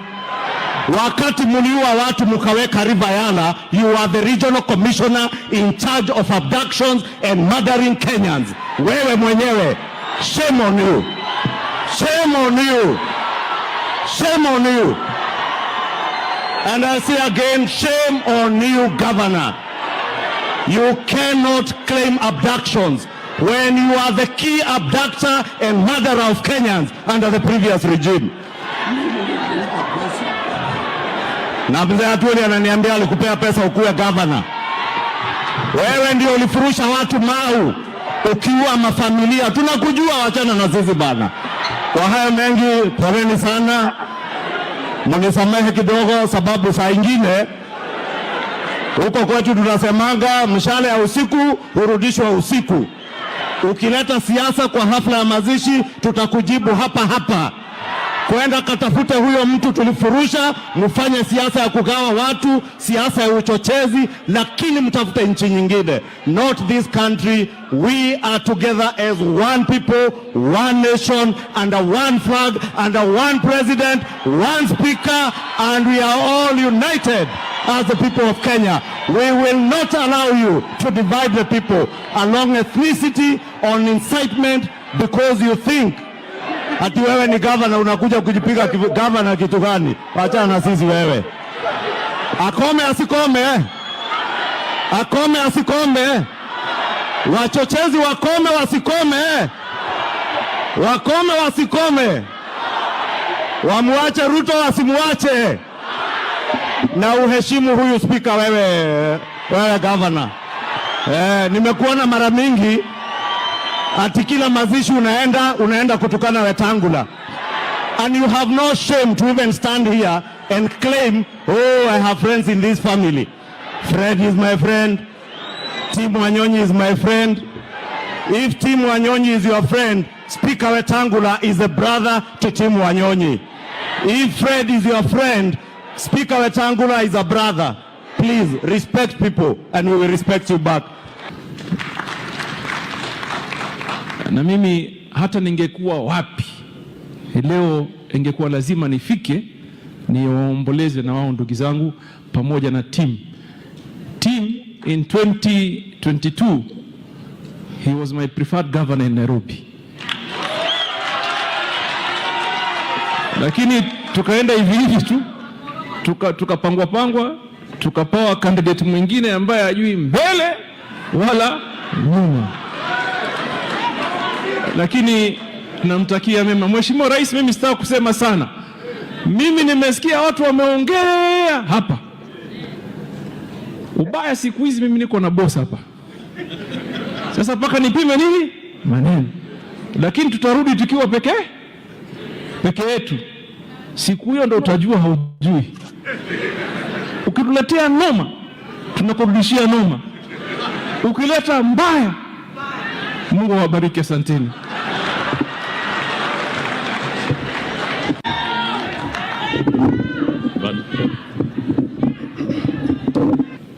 The only thing that I want to plead with those who are criticizing is let us be factual. Let us be honest. If we are complaining about the bad economy, that things are difficult, that life is difficult, why is life difficult? Two reasons. Number one, the public debt. Number two, the pending bills. Are you telling us that this public debt were incurred when Ruto was the president? Are you telling us that the pending bills amounting to almost 700 billion were incurred when Ruto was the president? Why have you forgotten how we got to where we are? Why are you blaming Ruto for fixing a problem that was created? Today, Your Excellency, I was speaking to one of my friends who is coming from Bungoma. He is going back to Nairobi, and he has to drive from Bungoma through Kakamega to Kisumu, through Narok, because Nairobi-Nakuru highway is impossible. But we borrowed money to do roads up to some villages. Some people take minutes to reach their villages, and an important road as Nairobi-Nakuru highway, no one saw the need to make it dual carriageway so that we can also reach our homes in good time. Which was of more economic value? The SGR, we borrowed money to build the SGR, and it is a perfect idea, it is good. But did it have to terminate at Naivasha? That SGR should reach Malava as it was intended to. We have to look for how to stabilize this economy to make sure that what should have been done was done. Mistakes were committed. They cannot be corrected in a day. Your Excellency, I want to end by saying, as I committed when I was sworn in, I will help you steady this economy. We will work hand in hand, make life better for Kenyans. Let other regions also benefit from the fruits of their taxes. Asanteni sana, Mungu awabariki. Now you see what these guys are selling. Now Kenya Rebel, you've seen the kind of tone. These guys are selling a narrative that we are in these problems because of Uhuru's government or because of the Kikuyu. That is what is being sold. Yeah. I don't think he said Kikuyu, but he was blaming Uhuru Kenyatta, basically. Natembea, from his speech, I didn't see anything wrong with what he said. I don't think there was anything tribalistic that he said to warrant Ichung'wa's reply. In fact, what I've noticed with all these government-affiliated politicians or who are working for the government, every time they face any criticism from a public figure, they try to make it as if those people who are criticizing them are tribalists. You remember Murkomen a few weeks ago when he was coming and saying anyone that is criticizing Ruto is a tribalist. Okay? So this seems to be like the memo that they received, that anyone, any public figure, Now you can say that Gachagua is a tribalist or whatever, he cares about Watu wa Mlima and that's all he cares about. But even if he cares about Watu wa Mlima, if he points out something that is there, that is truthful, that everyone can see, that does not make him a tribalist. You know, saying you love the people of Nyanza, that's not being tribalistic. That's just people where you come from. You are proud of where you come from. You are looking out for the interest of where you come from. Even though with Gachagua, you know, he was the deputy president. But I'm just saying, all these people, even Mbadi said it in a very slick way when he said, it is time for other parts of the country to enjoy the benefits of the taxpayers' money, because, you know, he's insinuating that there's only some part of Kenya which are aligned to maybe Central or Rift Valley, whatever the case is, who have enjoyed good roads and all this infrastructure, and other places have been ignored. And you can see this theme. Even Opio Wandai was saying the same thing. Kaloma says that every day. Gabriel Oguda. All these government-affiliated politicians, especially the newly found bromance between the ODM faction of Azimio with the president, they are really pushing this narrative that everyone who criticizes the president, they are jealous because now they are in government. And it's a way of something that they are actually accusing Natembeya of doing, divide and rule. And like I say, they're trying to create this Mount Kenya versus Nyanza province or other places. And it's done to divide the votes. Now, Mbadi was not even being factual. And all of you can say, geez, okay, something fair. Anyway, Mbadi was not being factual when he was talking about SGR and so forth. Yes, the corruption started during Uhuru years. Even before Uhuru years, started with Moi, Kenyatta won, okay? But also, even within this government, corruption has continued. They've been borrowing, and we see very little of it. The corruption cases are just skyrocketing, okay? So, again, like I say, this is just theatrics. And the unfortunate thing, the most unfortunate thing is that they're doing all this in someone's funeral where they should be eulogizing about the person who died, not talking about politics. Imagine, Mbadi did not even mourn. He went straight to support the government. He didn't even know what brought him there. He just went straight on, it's like a loyalty pledge. What I can call it is that these guys have been doing a loyalty pledge to the president and not to the people of Kenya. When you see Joe speaking, it is a loyalty pledge to the president and not to the office that he's serving. Every speaker, Ichungwa, they are trying to show, we are behind you, Mr. President. Na hakuna mahali tunaenda. We will support you with all that we have. Yeah, so every other minister, you see the lineup that was in that funeral was every other cabinet secretary was able to attend that. Was not attending because of the funeral. They were attending because the president was there. It will be very interesting. What I'm waiting for is, I think it's February 12th or something, or the third week of February, when the AU voting will take place. If Raila loses that election, the AU seat, I want to see how the politics then will be when he comes back to Kenya, because Ruto will have to find something to make him busy, to keep him busy, and his minions, the ones like Mbadi and Joho, I don't know if they will keep on singing praises, because these guys, if in case Raila comes back and because Raila, when he comes back, he'll want to be the opposition. He'll want to be in the position. There are two things that will happen if Raila comes back, if he fails to go to the AUC. Number one, it's either they will continue with the NADCO thing that we're trying to implement, which the next step was to change the constitution to create these extra positions like the official opposition and I don't know, cabinet, I don't know what. Okay, that was the next step. So that means they will take people to a referendum in order to change the constitution.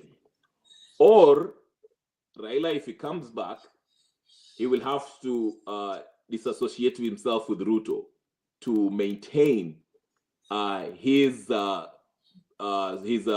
position as the main guy in the opposition. Because remember, Raila has always maintained his position as the main person in the opposition since the Moi days, since wakina Naniwa League, especially, let me just say, since Kibaki Ninio. That's why you see when Gen Z were taking over that place by going to Maandamano and doing things that Raila only is known to be doing. Raila quickly came back and reasserted himself by supporting the president. Even in 2017, when NRM were taking over the ODM side, when was it ODM or NASA or whatever, when they were almost removing Kenyatta, Raila Odinga ran to Uhuru Kenyatta, and they conspired to get rid of Miguna because they knew Miguna NRM Kenya were becoming a threat, the real opposition. Because remember, that day when they went to swear in Raila Odinga, that morning Miguna was in NTV, and he said, Raila, whether he likes it or not, he will be sworn in, because that's what the people are want him to do. So he has no choice. So that's what I'm saying. Two things will happen. He'll either have to go ahead with that NADCO and change the constitution to create a position for him as the prime minister or whatever the case is, or he will fall out with Ruto in order to reassert himself as the head of the opposition. Then he will be on the ballot 2027. And that's when we shall see the Mbadi and Joho and everybody else changing tune, and we'll have another cabinet change. So yeah. Okay, let me have Mburu come in. I've got something to add on what you just said. Yeah, Mburu. Yes, please. Now, you've heard what Kenya Rebel has said about Raila's AU bids. One thing, that two things might happen. He might lose, or he might win. But in case he loses the bid for AU, Kenya Rebel is saying that he might come in and continue with the NADCO talks, which I think will benefit the former president Uhuru Kenyatta, and again one Raila Odinga, who will be retiring from politics. Raila has said that he's retiring from politics. I don't think he's retiring, and you got it spot on, Kenya Rebel. What I think for me is Raila might even run for governor. He might create a position like run for governor in order to be relevant. So I am telling you, if everything fails, Ruto will support the NADCO report. Definitely will support the NADCO report, because Ruto is right now very unpopular as a president. He's not very, very popular as a president. Zanendo, very quickly, not to cut you off, sorry. The NADCO report, they already agreed upon. It has been signed both by Ruto and Raila. So there's already supported it. They've signed it. Remember when Kalonzo took it to them, and the Chungwa took it to Raila at Capitol Hill and took it to Raila to Uhuru. They've already signed that NADCO report. Yeah, they've already signed it, but it has not become law. It has to go through a referendum. No, listen. Do you know the IBC amendment bill was part of the NADCO recommendations? Yeah, that one was signed. You mean all the positions they are creating in the NADCO report will not go through the referendum? That is altering the constitution. Yeah. What I'm trying to say is this. I think you misunderstood what I'm saying. I'm saying this. There were 8 recommendations. One has been implemented, which was the IBC amendment bill. But the courts have also shot that down, even though it's law right now. The next step was supposed to be the changing of the constitution to create these positions for Raila, Uhuru, and whoever the case is. But they stopped that because Raila is going to AU, and Joho and the gang joined the cabinet, the government, okay?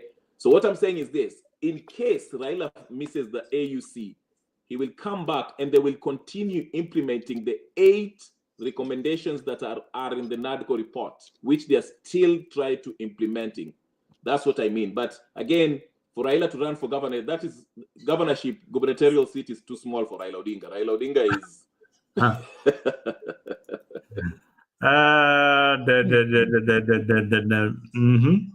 Now, Mburu, you've heard what Kenya Rebel is saying. I know you've got an opinion about this whole issue. And I agree with him to a larger extent. And I also agree with him that Raila Odinga is very big. He's bigger than any other position. apart from either presidency or the opposition leader on the other side. And he has the most organized party, the ODM. And I know he's also doing the calculations. Hey, did you use the word organized? Organized, very sentence organized. with ODM. I'm telling you the truth. I'm telling you the truth. We have had I don't know what parties. you're saying. Did you say the party is organized?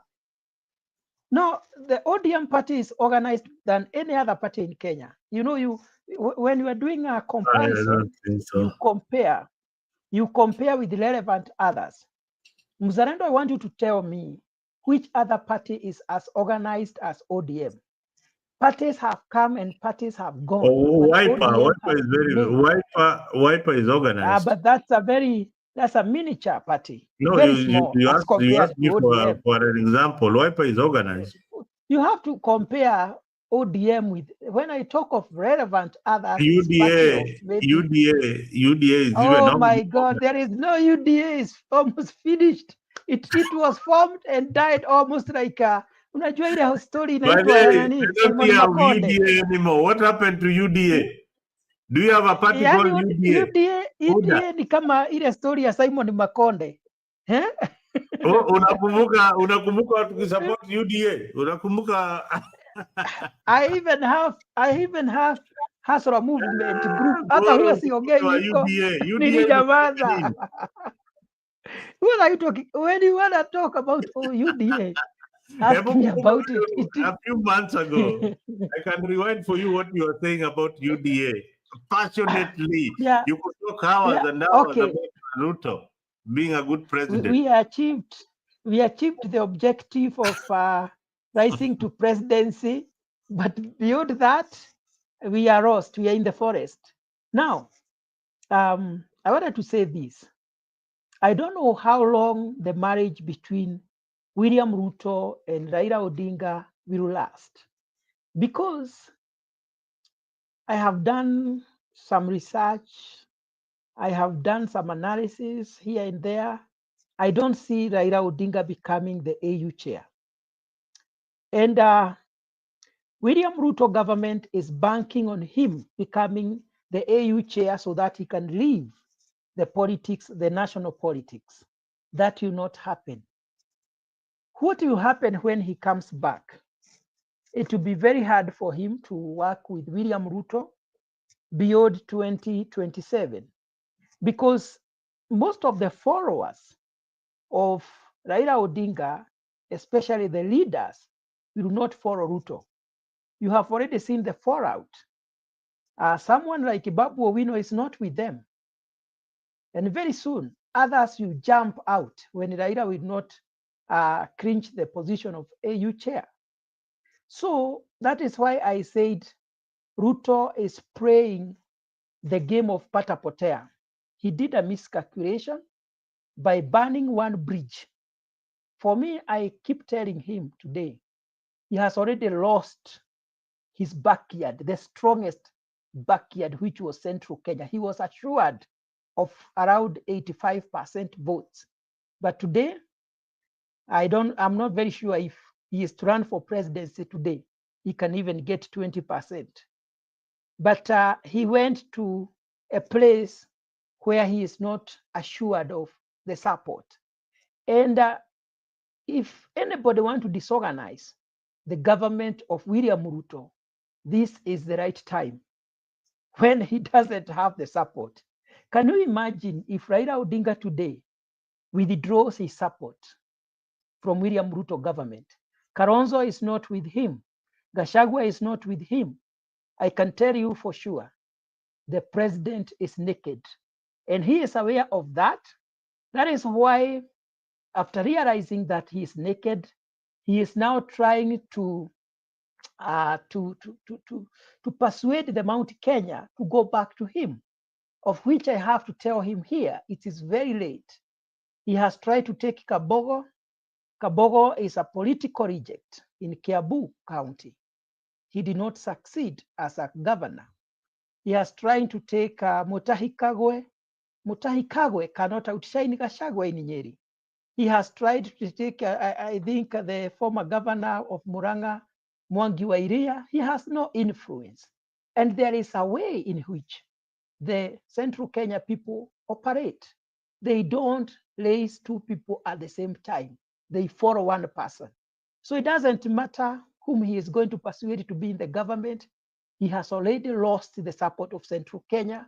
Right now, as you have said clearly, Muzarendo, William Ruto is very, very unpopular amongst Kenyans.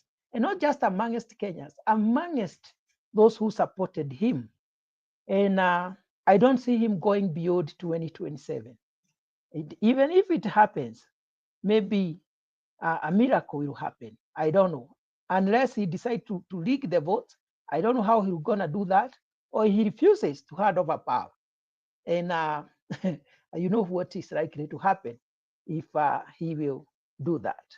So I don't see Raila supporting Ruto beyond 2027. To be very hard.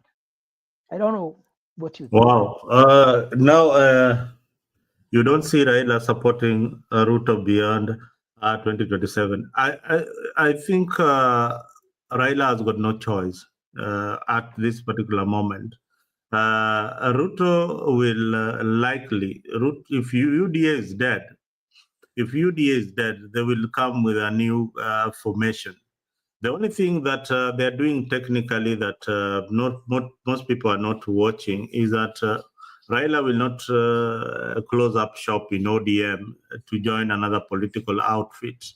They will still have the ODM party as a bargaining chip, so that in case they don't win the presidency, they still have majority in a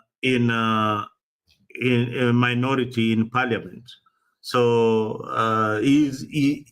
ODM right now and Raila's party are ni kama fisi, wanaweka mguu pande hii na ingine pande hii, wajali pale nyama itatokea, hiyo ni sawa tu. So they are both in the opposition and at the same time supporting the government. If you've heard the rhetorics of people like Junet Mohammed, they are telling you clearly that they are supporting each and every policy of the government. And the policy of the UDA aligns very well with what is in ODM. They have said it in public. But are they going to leave the minority seat? No, they have refused to leave the minority, to let go the minority seat. Yeah, to anybody who is going to check Ruto's government. They have refused to do that. So we are going to see a lot of politics, but more so the politics will be revolving around now the new entity, the Gen Z. I don't know, Kenya Rebel, what you see as Mutata's entry into the politics. Will it tilt the scale? No, Mtata is a con man. That is another con man. For me, I'm saying. Oh my God! Where did you get that from? For me, I'm saying. No. Wait. Let this guy tell me why. Let Mburu finish his sentence first. He has something. He has For an me, important point. Go ahead, Mburu. I will use a kind word to him, and I will say that Omotata is still a political baby because he cannot compete with heavyweights like William Ruto, Raila Odinga, Kalonzo Musyoka. There are people he can't compete with. He has a long way to go. He can become a good president because he has been so consistent fighting for the rights of Kenyans. He has been a very strong activist. Yeah, it's okay. But in Kenya, I don't see Omotata becoming a president. Even Murara, they have a long way to go. They are good. They have the passion. They have maybe what it takes even to become the president. But where we are as a nation, we still have a long way to go in order to open space for such people or to be accepted by the people. It's okay to have those good morals. It's okay to have the passion they have. It's okay to feel the way they feel about corruption.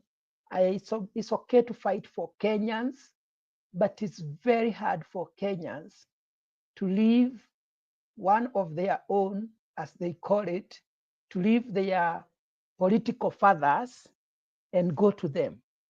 Even the Gen Zs, you see the way they were fighting the government the other day. Where are they today? They just went silent after Baba and Ruto joined together. So who was calling the shot? So you see, they don't even have strong principles. We had somebody like this guy who was, people thought he was the leader of Gen Zs. Nowadays, he is hanging around with Ruto. The other day, we see him with Raila Odinga. He don't know where he belongs. Samuel, you see? Samuel is in ODM, if you didn't know. He's a member of ODM. He was doctor the other day. Confused elements. We thought they are people of principles. They have no principles. They have no direction. So that's why I'm saying Kenya's politics is very serious. There is no any other country in the world with serious politics like Kenya. So if you want to bring change in Kenya, you want to become a president, you must also be very serious. You must also have very serious principles, which I don't see in these people. I doubt that because will you borrow, for instance, you've already inherited a father after dropping Ruto very, very fast, and now you are supporting Gachagua. So I'm not. You might think I'm supporting. No, Let me tell you, but, you know, people can drop you in Kenya like hot potato very, very fast. And let me tell you, Mzalendo, I am one of those very independent-minded people. I don't just follow people. Gachagua, I am saying the handling by his boss was wrong. It was inhuman. It was so humiliating. By saying that does not mean that I support Gachagua. I am yet to decide. But if only Kenyans can decide to pick somebody, someone of integrity, not even Gachagua, not those old guards, I think, I don't know, when we shall drop our tribal affiliations, our regions affiliations, we start now thinking I wanted to ask you guys one thing, because it keeps on coming and it keeps on coming and I forget. Now, what is the age for the presidency? There is no age limit to become the president of Kenya, but there's an age bracket to. Was that law really changed, or is it still the same? Do you have any idea? Like there is no age limit in Kenya. No, I think for you to become have to be 35 or something. You see that issue of 35, is it there in law? You know, the issue Kenya Rebel is not there in law. I think so. No, it's not. I've looked for this thing in anywhere in the constitution. Yeah, please check. Let me check as you continue talking. Let me check. Yeah, I have checked this thing, and we are in another conversation where, you know, Morara is 29 years old. And by the time we are reaching, we are going to the election, he will be locked out because of age. If does Morara have a degree, 4-year degree? Because I heard he dropped out of, was it law school or college? I always say those could be speculations. Morara, I don't think is serious to be. Morara, we all know now, is a Ruto's he works for Ruto. Why do you say that? You know, I've seen people saying that Morara is a Ruto project. How did you come to that conclusion? To me, what gave it away was after he went to what was that meeting happening when there was this public participation, and he came out and was pretending that he was hit with chairs, he was injured, he had to go to the hospital. No, the public participation, he was hit by chairs. We saw it on TV. What do you mean? Listen, Zalendo. Huh? When he was asked you said you went to the hospital. What happened to you? What took you to the hospital? Did you have broken ribs, broken back? No, you don't have broken ribs or broken. But you see, Nothing you saw it, Bana. That's not a reason. That thing was serious. That guy was beaten. He was hit. I mean, why are you saying he was not hit? He was hit by tears at Bomas. And also, we can't say that he's a project of the president.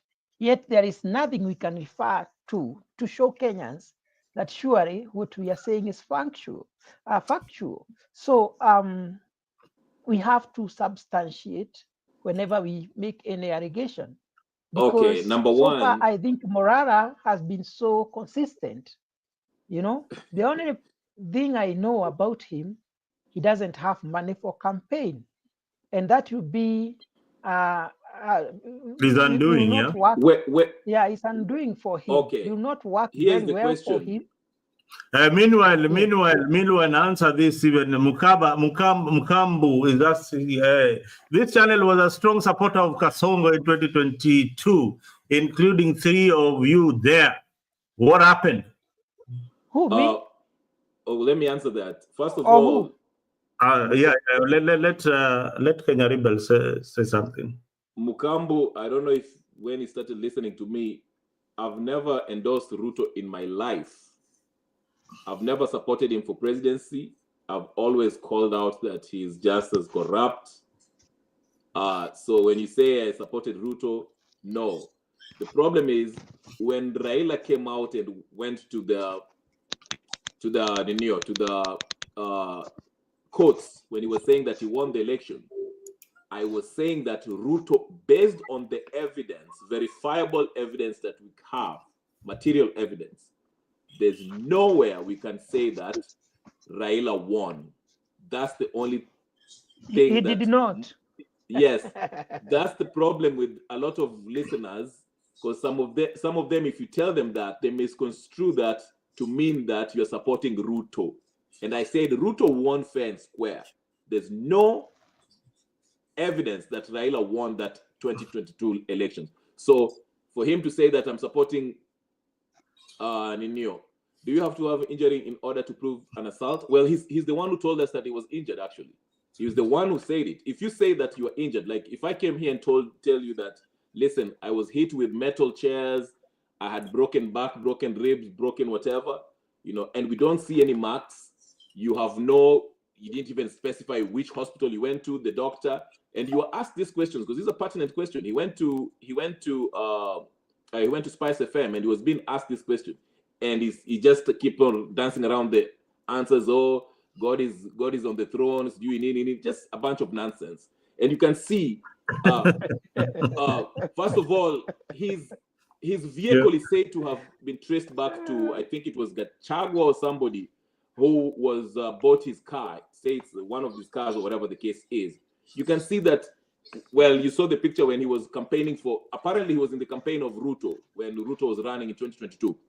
So, and you can see he's more fascinated with the whole idea of being a celebrity than being a serious candidate. If you look at him, he's very mature. When people ask him questions, and again, when they were asking him about the money, to this day, he cannot tell you where his money went. He said he will return the money. He did not. So those are the things that show you that this guy is a con man, another con job by the state, the NIS being used to distract people. Then let's get to Marani Omtata, who is the newest discovered con man. Omtata was being exposed last week by what's his name? This guy that exposed Adani. I forgot his name. He mentioned that he tried to call Omtata to help him, get this story out about Adani. And Omtata ignored him, didn't pick up his phone or nothing like that. So he exposed that and showed there was some missed calls. Then people started asking questions. Francis Gaito, Miguna, they started asking, Morara, you are the last person who met Kibet. Can you tell us how many people came there to pick up Kibet in your office? Where was he arrested? you know, what happened? You know, because this guy has been evading arrest all his life. He knew there were people. No, it was Omtata's office. Yes. Not Morara. Sorry, yeah. Omtata's office. So he couldn't answer that, and he didn't even respond for 48 hours when people are asking this. Okay, and Omtata is a public figure. Okay, he should have come out and say, listen, this guy came here, he greeted me and he left. I don't know what happened after that. Okay, he even didn't say that. 48 hours after that, he comes out, tells us, you know, pretends that now he feels sorry for Kibet, which he shall go to Maandamano. And remember, when people are asking these questions, there was growing, everyone was coming out questioning Omtata. Another good question. He said he's running for president. Apparently, this man does not hold a 4-year degree, which is a requirement to run in order to run for president. Why are you telling us that you're running in 2027 if you know you're not qualified, you don't have a 4-year degree? And guess who he has in his as part of his presidential exploratory committee? Hanifa, a non-NIS agent who everyone is saying he should disassociate himself with. Okay, and who else was going to? Did you say Hanifa? Yes, Hanifa. Hanifa does not support Morara. No, not Morara. Omtata. Oh yeah. You're confusing between Morara. No, I'm talking about Omtata. I'm not. Morara is already known conman. Is a lost cause. Let's not worry about it. So Hanifa is also NIS. Yes, Hanifa. Remember, listen. Boniface Mwangi. Always you watch my go to my channel. I've explained all that stuff. There's one, if you remember, during the Maandamano Gen Z, they drove themselves to the DCI, went to the DCI, spent 3 hours, came out, had a press conference, and Boniface was giving a whole speech pretending to be very upset about the arrest. Hanifa was giggling on the background as if it was funny. Next time Boniface Mwangi was arrested, the last time he was arrested, he said the policeman came to his house. Go listen to that press conference where Martha Karua also joined him. His son was talking and he was basically mimicking what his son was saying. It is like they rehearsed what to say word for word. And I knew this guy is a con job. And Francis Gaito has been exposing these two. So that's why I'm telling you, Hanifa, Boniface Mwangi, Martha Karua, who was exposed by David D some months back when he mentioned that Boniface Mwangi and Martha Karua received money from Ruto 2 years ago when they were in something to do with justice, something, whatever, and they pocketed that money. So what I'm trying to say is this, okay? Nani, Omtata, not being clear about the circumstances surrounding the loss, the disappearance of Kibet. That's number one. Him choosing to run for president, announcing he's running for president in 2027, and knowing that he's not qualified because he doesn't hold a 4-year college degree, which is a requirement to run for presidency. Why is he doing that? Not only that, he includes Hanifa as part of his presidential exploratory committee, a non-NIS agent, okay? So these are the things that I'm saying. And if you look at the Maandamano, he was right front and center, making all the headlines, tear gas, running. The narrative was being created because his credibility was on the line. The government knew that Omtata was being exposed because in the Twitter sphere, everyone was questioning Omtata's credentials, Omtata's past, who has been funding Omtata and his college degree, and the circumstances surrounding the disappearance of Kibet. So now he came out 48 hours later, mentioning the Maandamano, and the Maandamano was all about him singing in the courts, singing in the jail cell. Oh, he's taking pictures when the tear gas is being lobbed. So you can see the narrative was to paint Omtata as this solid freedom fighter, which I am not buying anymore. So in conclusion, these people, that's what I'm saying. Kenya, we are struggling because the political elites have hired these people to hijack a grassroots revolutionary movement with the faces like Morara, Omtata, Hanifa, Boniface Mwangi, Martha Karua, to suppress. They're doing what Raila Odinga has been doing for the past 2 years, to suppress a grassroots, organic, revolutionary movement from blossoming and removing these political elites, starting with Ruto to everybody else. That is why they put people like Morara to distract everyone, including even Gachagua, who is pretending to now feel sorry for, he wants everybody to feel sorry for him, while when he was government, he was leading the abductions and doing all these sorts of things. So I don't feel sorry for him. But anyway, go ahead. That's a new one, because what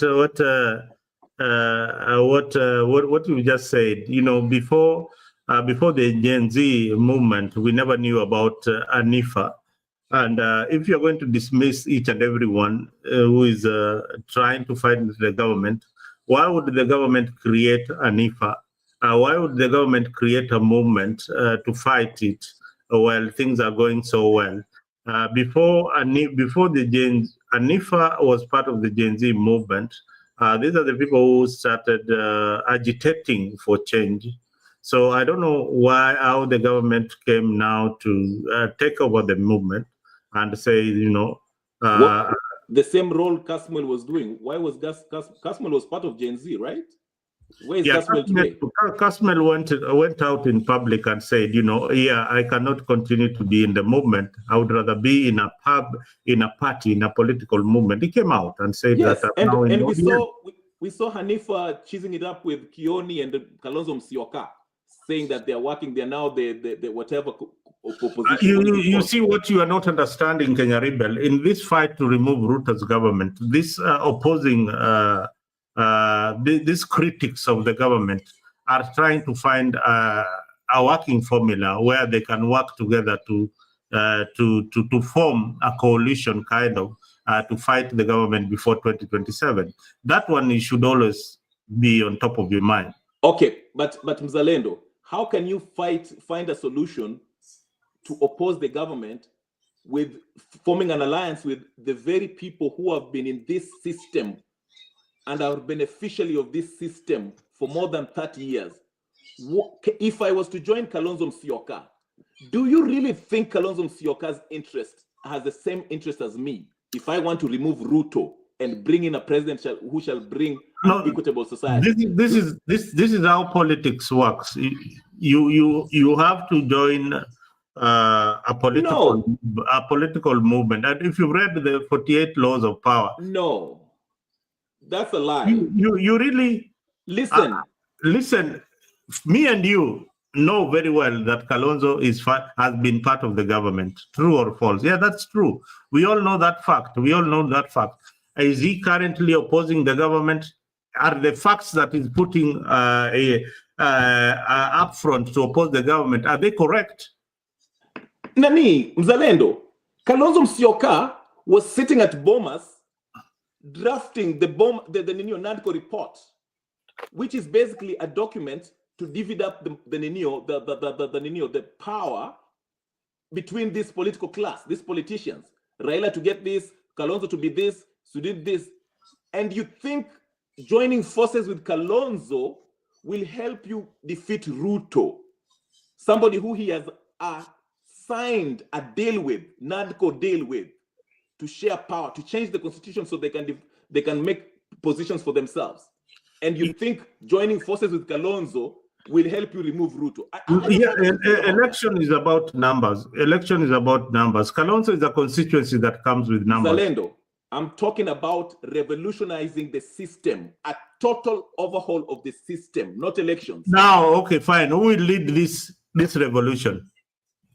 Kenyans who have no connection with the political class.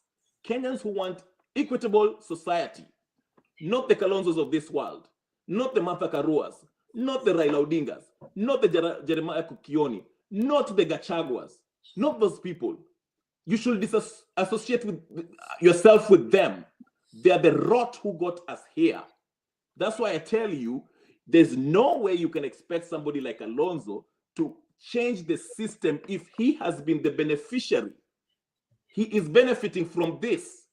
People are clapping for him when he goes to churches because the system allows him to watu wampigie makofi, and he has accomplished nothing in his life besides bootlicking Moi and Raila butt crack. We want to create a society where it is a meritocracy, okay? If you build something, you shall be recognized for it. If you work hard, you shall be recognized for it. Opportunity for all Kenyans, not for people like Hassan Joho who steal and do drugs and they are put it there as minister of I don't know what in the Kabogos. That is what I'm talking about. So these people you cannot join hands with the people who have corrupted the system and have benefit from the system, and you want to tell me that joining hands with them will help you win the election and you can bring the change you want. If you put Kalonzo there, he will do exactly what Ruto is doing. If you put Martha Karua, he'll do exactly what Ruto is doing. If you put Gachagua there, he'll do exactly what Ruto is doing. So all right. Don't associate with these people. Boro, can you jump in? Give me a minute, Mzalendo. Yeah. Kenya Give me a minute, Mzalendo. Okay. I'm connecting something here. It's okay. Kenya Ribal, you said something which are very interesting, and I don't look at it that way. I look at every other Kenyan has got a role to play in the Kenyan politics. Whether you've been there in the past, there is something that Kalonzo can bring on the table. One, I think Kalonzo understands the system and how the system works. He might not be the one who is leading the revolution, but he can be part of the revolution. So I cannot dismiss each and everyone who is now anti-William Ruto, that, since you worked with William Ruto before, then we cannot trust you. That cannot be a yardstick for judging my cautious. So the fact that I supported William Ruto does not mean that I am just one of the same with William Ruto. Maybe I've changed my mind. Only a fool refuses to change his mind sometimes. But circumstances can also lead you to change your mind that, we have been doing this for a very long time and electing the same leaders. Why can't we do something different? And this time around, we have a coalition and have something new as a presidential candidate. I think that is what we are looking for. But if we dismiss each and every of these candidates, what they will do, they will gang up behind William Ruto and support William Ruto, or because they come with a constituency. And how do we convince the constituency that supports Kalonzo Musyoka that now it is time for you to leave this guy and support? Just the same way, how do we convince the constituency that supports Raila Odinga? By your logic, wait a minute, revolutionary. Okay. In Kenya, ninataka I put it in our language. Ukiangalia buzi kwa juu ya ngozi kuna tunyama huwa imetokelezea huku, sio nyama na sio ngozi, huwa tunaita jagadha. Katika siasa za Kenya kuna buzi na kuna jagadha. Jagadha ni ile ya kuhang, ile imehang, sio nyama, haiko kwa nyama na haiko kwa ngozi. Nadhani umewaiona hiyo kwa buzi. Sasa kwa saa hii kuna wale wenye wamehang kama hiyo tunyama ama tugozi huwa imehang juu ya ile ngozi ya buzi. Na hao ni kama kina watu kama Murara, hawajulikani kama wako kwa nyama ama wako kwa ngozi. Ni watu kama kina Umutata, hao ni jagadha. Ni watu kama kina Matiang'i, wote wamehang, sio ngozi na sio nyama. Sasa katika siasa ya Kenya, kuna wenye siasa na kuna wale wa kuhang. Wanahang kama hiyo jagadha inahangi kwa ngozi ya buzi, haiko kwa nyama, haiko kwa ngozi. Hawa watu kukua chochote, especially katika kiti cha urais, ni gumu sana. lakini sasa kuna wanasiasa haswa, na hawa wanasiasa popularity yao inakuja kwa kitu tunaita the strongholds. Hapo ndipo unasikia sasa ile msemo wa Kiswahili unasema mcheza kwao hutunzwa. Kwanza hawa watu huwa wana solidify their tribal votes. Kwa hivyo hata kabla aende kwa national kusema ati mimi naweza taka kiti cha urais, wale wote wanaongea kama yeye, he has convinced them that I'm the best for you before even he goes to negotiation or even to campaign to any other region. And those people wenye sasa ndio buzi hasa ama wenye hao ndio wenye nyama kabisa ni watu kama Raila Odinga, mwenye nikiguza tu jina yake kwa njia mbaya hapa, kuna watu kama milioni kadhaa imekwaruza. Kuna mtu kama Uhuru Kenyatta mwenye utakuta akona strong support base. Kuna mtu kama Gachagua, kuna mtu kama Kalonzo, na sasa tuongezee mwenye sio kabisa lakini yako hapo hivyo, Wetangula na Musalia, the twin brothers. Mtu mwingine kabla ingie sasa kwa hiyo kikundi inakuwa ni ngumu sana. So sahi kitaka kuangalia objectively siasa ya Kenya, mtu mwenye akona possibility ya kuwa rais, it is either Raila Odinga, Kalonzo Musyoka or William Ruto sahi, sababu Gachagua ako impeached na koti haijamuondolea kusema ya kwamba hawezi simama. Maybe the koti itakuja kusema anaweza simama or something like that, lakini kwa sahi hawezi akasimama. Sahi Kenya wenye wanaweza kuwa uongozi ni watu watatu, lakini sahi tukiongea kama uchaguzi ufanywe sahi, mwenye anaweza angusha Ruto ni Kalonzo Musyoka. Kwa sababu gani? Behind Kalonzo kuna Eugene Wamalwa ataleta kura kidogo hapo. Kuna inaonekana wanaenda kufanya kazi na natembea, ataletewa kura kidogo hapo. Central Kenya 80% sahi, kwa sababu inaelekea Gachagua will support Kalonzo. Hiyo ndio inaonekana itampatia around between 5 and 6 million, atakuwa assured yeye mwenyewe, kwa sababu ya hiyo political backyard akona kutoka 2 point something million. Huyo mtu possibility yake ya kuwa rais iko juu sana. Huyo anaweza shidana na Ruto kwa sababu ya kile tunaita the power of numbers. Politics is about numbers. Tukiongea kuhusu mtu kama Omotata, we should not even be thinking about presidency, kwa sababu ni namba akona na ile tunaita popularity yake ama ushawishi kwa Kiswahili. Ushawishi wake kwa wananchi ni kiasi gani? Ni wangapi wanaweza wakampigia kura? The same case with Morara. Saa hii tuseme uchaguzi ufanywe ama even 2027, ni watu wangapi atakuwa ameconvince that surely wanaweza wakampigia kura? So ninaelewa vyenye Mzalendo unasema na vyenye Kenya Liberal anasema, lakini Kenya hauwezi toka na huko kichakani useme mimi ni mzuri sana, sijawahi iba, sijawahi kuwa na corruption, sijawahi kuwa hivi, mimi ndiye nitabadilisha hii. Wa Kenya hawatakuamini. Ukweli ni kwamba bado tuko na ile tribal mindset. Kwanza ukubalike kwenu, kama wewe ni Mkisii, Wakisii wote wakufuate, alafu sasa watu wengine watasema huyu amekubalika kwao, he has something he can bring on the table. Hiyo ndio siasa ya Kenya. Lakini kuja ukisema sijui siasa ukabila tuliweka kando, watakwambia ni sawa, sio mkabila, lakini siku ya uchaguzi utakipata cha mtema kuni.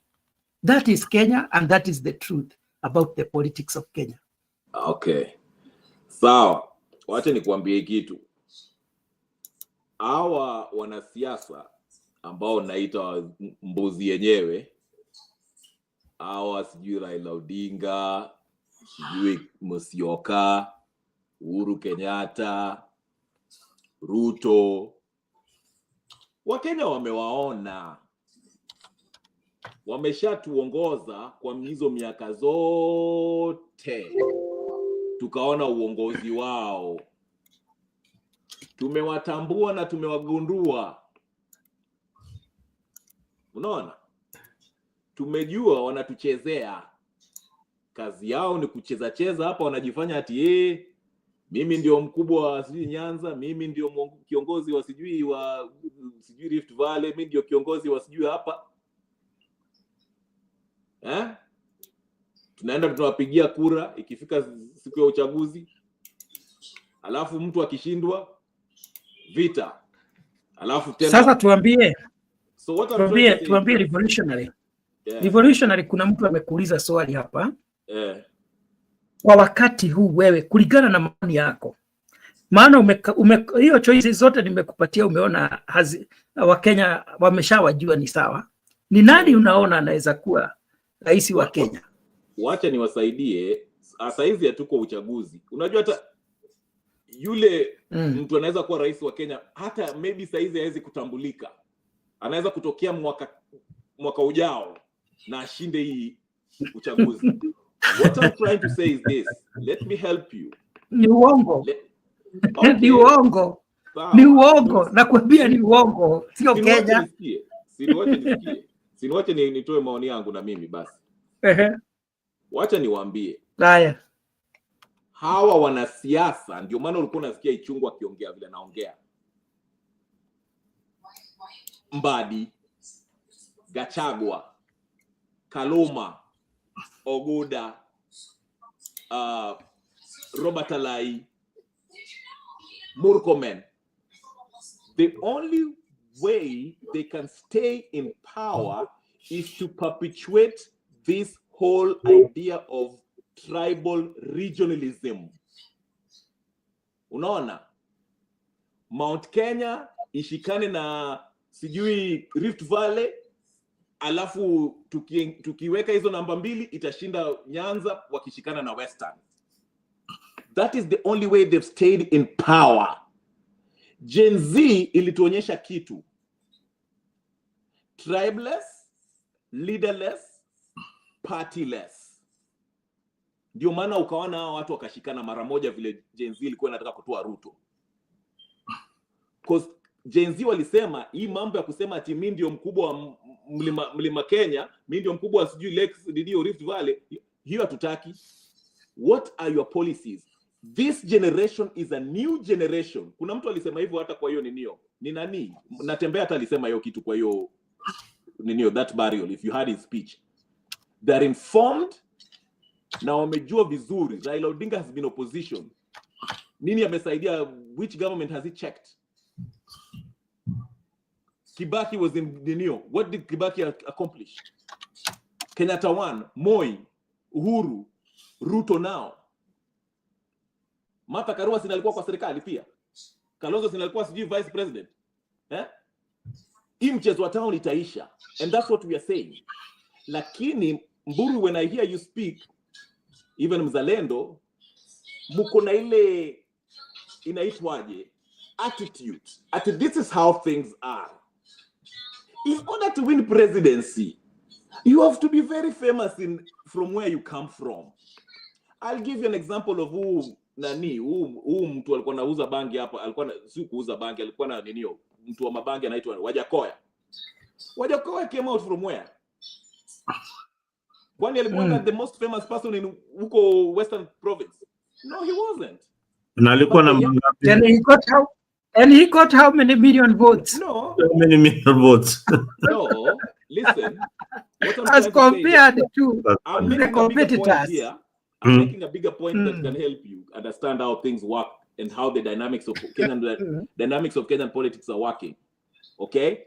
Young people were excited by the idea of this pothead who had different ideas, who was different from all these traditional parochial leaders. And that's why I'm saying, instead of thinking, because ukizidi kufikiria hivyo and you've resigned to accept ati mpaka ukuwe na political leader, regional leader, tribal leader, ashikane na tribal leader mwingine, things will remain the same and it will never change until tukufe na tuendelee. Now, Kenya Rebel, let me just tell you that Wajakoya only came with the data analysis of how many people smoke weed with the votes that he got. So those are the people who really supported him. I don't think that he had got any ideology that. Okay, let me ask you this: what forced I can't even waste my time discussing Wajakoya. No, okay. When we are talking of presidency. Hold on. Listen to understand the bigger point I'm making. What forced Ruto to change his cabinet and to resign the or not sign the finance bill? Was it Raila Odinga? To drop the finance bill. Yes. Was it Raila Odinga? Was it? It was because of polarization. So many things. Of who? One. It was, you see. One of the demonstration. Yeah, there were so many factors. So many factors. Not just one, he saw an opportunity. One. He saw an opportunity to reshuffle his cabinet because there were some people he wanted to kick out. He only used Gen Zs as an excuse, as one. The other thing, he didn't want the polarization of the country to continue because the economy was being affected to a larger extent. And I told you, and I remember saying here, these Gen Zs who are saying they are leaderless, they are going nowhere. Hakuna kitu imewahi succeed bila kiongozi. Na wale wenye tulikuwa tunaona kama ni viongozi ni hawa kina Samuel. Saa hii nakuambia hakana mwelekeo. Hakajulikani kama kako kwa serikali ama kako kwa upinzani. Sasa, before you talk of Gen Z, kitu cha kwanza wachukue votes zenye hata huwa hawana. Okay. Kitu cha pili wakuwe organized kujua ya kwamba watavote. They don't even vote. Many of them. They don't vote. Number two, they don't even they have not fronted anybody as a leader whom they are supporting. So we should not even be wasting time to talk of Gen Zs who have not shown the direction they are taking. All what we are doing is just speculation and ile ambayo uko nayo revolutionary saa hii tunaitanga the dream. It's a dream of one day things will change. We also have the same dream. No. Ndoto ya mambo itabadilika. Okay. Lakini bado hayajabadilika. Listen to me. You know you have to listen to sometimes. Okay? Sasa nasikiza. The Gen Z were not those young people you just think it was Gen Zote. It was not just Gen Z. These were Kenyans. They were just branded Gen Z because the majority of the people who went to Maandamano were the young folks. Okay? They almost overthrew Ruto. These were people from all tribes, all whatever, or section of the country. It was not Mount Kenya. It was not people of Luo people. It was not the Kisii people. It was not the Western people. They went there and they chased those MPs. And you saw how they were running like cats who have seen a dog. And they wanted to go to State House. What am I trying to show you here? No one stood there that something that Raila Odinga could not do because Raila Odinga is a coward. He's part of the system. What am I trying to tell you here? This narrative, you know, your mind is so locked into this regional politics, you cannot imagine or even think that Kenya can change if we all came together like Gen Zs did come together to remove whoever is in power. Number two, stop this nonsense about that, they don't register to vote, they don't do this. This is nonsense. They don't. People are not registering to vote. If anything, Kenya is one of the most politically active people, are the young people in Kenya. These people register to vote. We know what happens when the voting time to vote comes to happen. Rigging. The only early president who won legitimately was in 2002 when Kibaki won. Even if you register, even if Gen Z register 100%, even 200% or 1,000%, if we have IBC that has been put there and Ruto is the president today, and we have a constituted IBC as it stands, Ruto will still be the president 2027. Kwa sababu gani? The same reason 2017 Uhuru Kenyatta was the president. Stealing election and using force. Na mtampeleka mahali. So this nonsense about saying that go register and vote is a fallacy, it's a lie. People register. Hiyo ni uongo ambao sitakubali. Sasa wewe kama unajua lazima hata katika argument kukuwe na mwelekeo. Kitu cha kwanza, we have to agree that as much as there can be rigging, registration to vote is very important. It's very paramount because in Kenya we choose our leaders through the ballot box. So if you don't have a vote, you are just useless because shouting out there will not help. That is number one. Number two, I remember we were in the same platform here where I told Gen Zs, can you retreat, go and reorganize yourself? If anything, if you want to make any impact in this country, in terms of organization, you must be very strategic. And I said here, because people were saying, oh, they are going to overthrow the government of Ruto. And I said, and I told them here, they were even coming in the platform. I told them, Ruto is an experienced politician. You can't just kick Ruto out just like that. Even those who are planning to run against him in 2027, they must have very superior strategies, without which we will only be speculating. Okay. We will always be imagining and dreaming of that Kenya that we want. Okay. Jeff. So what you should be telling your team, and this is the advice I give to young people. Point number one, go reorganize yourselves, go have a party, go have a leader. Then you can talk to us. Without which you are telling us nothing and you will not become anything. Okay, listen to in me. The Republic of Listen Kenya. to me, Jeff. You can register everyone you want. Even the whole world can register to vote in Kenya. If Ruto is the president and he has captured the IBC, you are not going to defeat him. The same way in 2017. Do you want to tell me that Uhuru won in 2017? Do you want to tell me that he won in 2007? He won. You see, what evidence do you have to say that he did not win? He won. Okay. Why did Maraga rule that the same way you feel that he leaked is the same way we believe that he won? Jeff, if you're going to deny, let's argue with facts, not what you think because you like Uhuru Kenyatta. Listen to me. Maraga ruled that there was enough evidence to suggest that this elections in 2017 was not transparent, verifiable, and he could not uphold that Uhuru won the elections. That was the judgment. But he did not. State that it was rigged. No, listen to me. No, he said, he proposed several changes so that the election can be verifiable, Jeff, and transparent. Why did he propose those things before? He did not say. Listen to me. No, listen. No, he did not say. He did not say the elections were rigged. Jeff, please. There's a reason why he made those recommendations. If Uhuru won in 2017, he could have upheld the judgment just like Koome upheld the judgment of the decision of IBC in 2022. But that's not what Maraga did. Maraga said he proposed changes that were supposed to be made to strengthen the electoral system. Why did it? Listen, election has happened. The case goes to the Supreme Court, and the Supreme Court justice says that there's evidence that shows that this election is not verifiable, which is a requirement in the Constitution.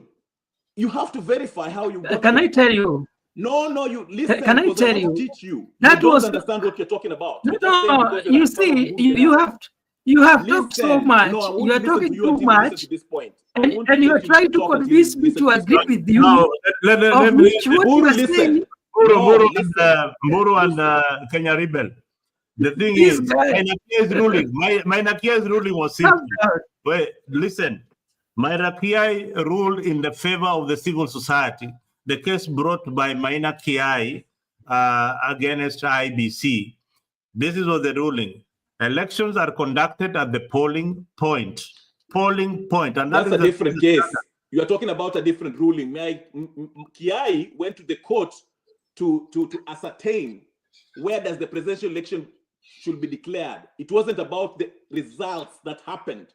Okay? The petition that... Even if you ask Raila Odinga... Can you just listen? Even if you ask Raila Odinga... I get irritated when I'm making a point. So he will tell you he never won in 2017. Let him say what he wants to say. Listen. You are talking too much. And you are repeating yourself. You don't want to listen. No, let Mburu. You're just repeating yourself. Saying the same thing. Listen. Okay, I'll mute your mic. Kenya Rebel, say what you want to say. This guy, where do you find these people? Listen to me. The ruling was made after the elections. The petitioner claimed he had won. So they looked at the evidence and Maraga ruled that this election is not verifiable, it wasn't transparent, and the Constitution says it has to be verifiable and it has to be transparent. So he recommended what needs to be done because he cannot tell IBC what to do because it's an independent body. Okay? So if you're claiming that Uhuru won, and based on the evidence that was examined in the judicial system, judiciary, which is the arm of government that has to make that adjudication, has the power to do so, it says that Nani did not win fair and square. That's why he recommended what he recommended. And the IEBC was supposed to be reconstituted. But Uhuru, being a dictator, murderous dictator of Ninio, the worst president was Ruto, who has killed people with Fumgiki, went and intimidated Ninio, IEBC. Okay? And he shot Justice Mwita's Ninio. That's why he's running. He shot Justice Mwita's bodyguard to swear himself in 2017. Then you have this person coming here telling us that Nani won. Won where? Don't come here with lies. Japolo, what is wrong? Nani chalongech, obirokege Miriambo. What do you mean? Don't come here with lies. We know what happened. People lost their lives over that. So don't come here playing around because Muru has dropped or what? I was expecting more fire. And Muru seemingly has dropped. I wanted you to. He's a coward, like most Uhuru Kenyatta's followers are cowards. No. I don't. You see, that's Muru not how you are behaving like Kimani Ichung'wah, and I've always respected your argument. I gave you. You're going too low. Now listen. What you are doing is shouting. What you are doing is shouting and misbehaving. I wasn't you shouting, have given your submission. Now listen to me. I have this ruling. I have this ruling here. You are shouting. You are shouting. Annulled. Keep quiet now. You can't tell me to keep quiet. I'll this talk is, the way I want. That was your understanding. It was not understanding. It's no, but you have to have some decorum. Okay, you know what? You are behaving like a hooligan. That's not you. Let somebody. Have you smoked something? You don't shout them check the ruling by Maraga.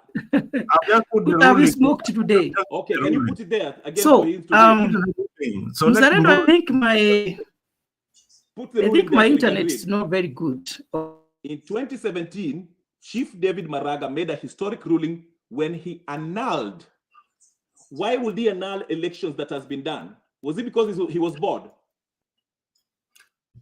Yeah, I think he annulled it because there were irregularities and the elections. There were irregularities in that elections. That is the reason why. Then someone comes here and says Uhuru won. Won what?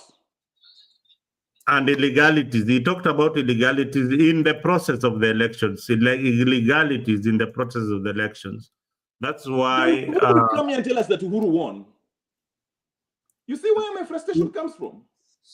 He didn't say that Uhuru lost. He said that Uhuru Kenyatta won that election. That's what Mburu said. Yeah, but Maraga did not say that Uhuru lost. Okay, so why did he annul it? He annulled it because there were irregularities in the process of election. Right. And then what happened after? There were things that they were not conducted. Okay. Even if he had the victory, the way it was announced, then irregularities were there, and that's why let's continue. What happened after that? They called for a fresh elections. Before that, did Nani go to State House? Who? Chebukati. I don't know where they went to do what. Yeah. Yes. He went to do what to State House? Exactly. He went to do what? I'm asking you, what did he go to do to State You tell me. Because after that, that's what happened. He went, and the reason why Maraga had recommendations that the IEBC were to do, which part of it was the reconstitution of the IEBC, meaning a fresh referee, including Chebukati was supposed to go home.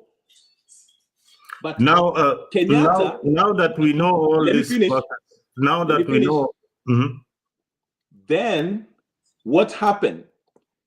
The opposition boycotted because the IBC refused to carry out the recommendations by the ruling by the Chief Justice, the Supreme Court. They refused. That's why the opposition boycotted, and Uhuru Kenyatta ran by himself, declaring himself the president of Kenya.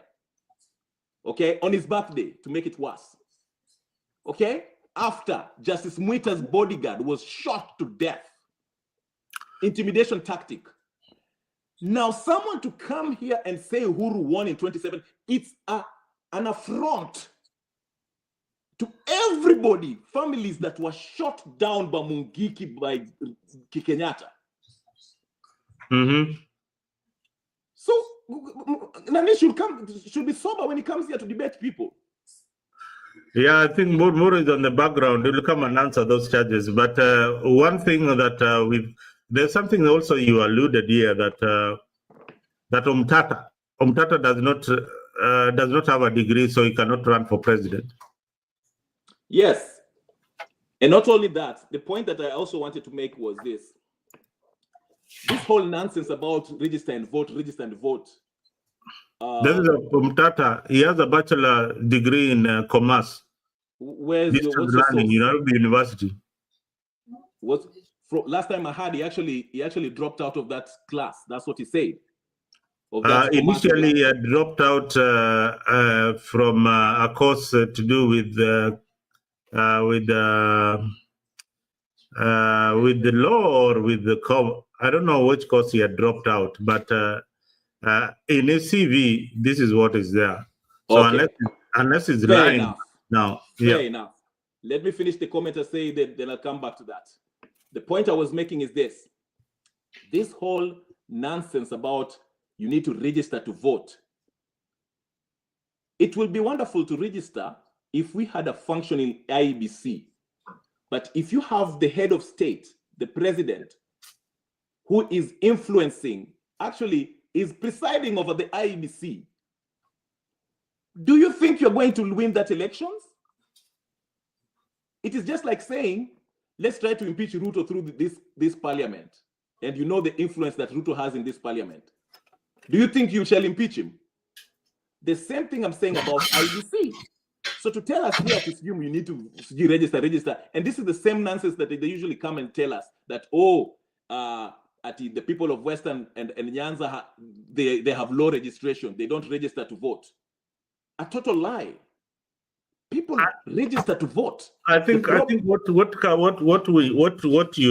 we need to understand, and you need to understand, is that there is always a tribal factor in Kenyan politics. That has not changed, and it has not changed with the emergence of the ANC. And that will be a factor in 2027. So we have to come to a junction where we say that how do we include tribe as a factor to get a new leader in 2027?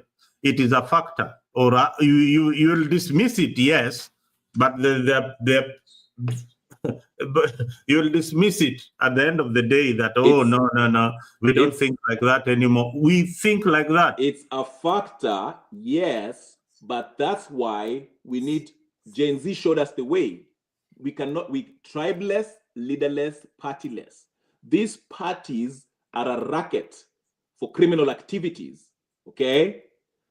Tribe is being used to divide and play these silly number games that they've been telling us by the conmen like Raila and the rest, okay?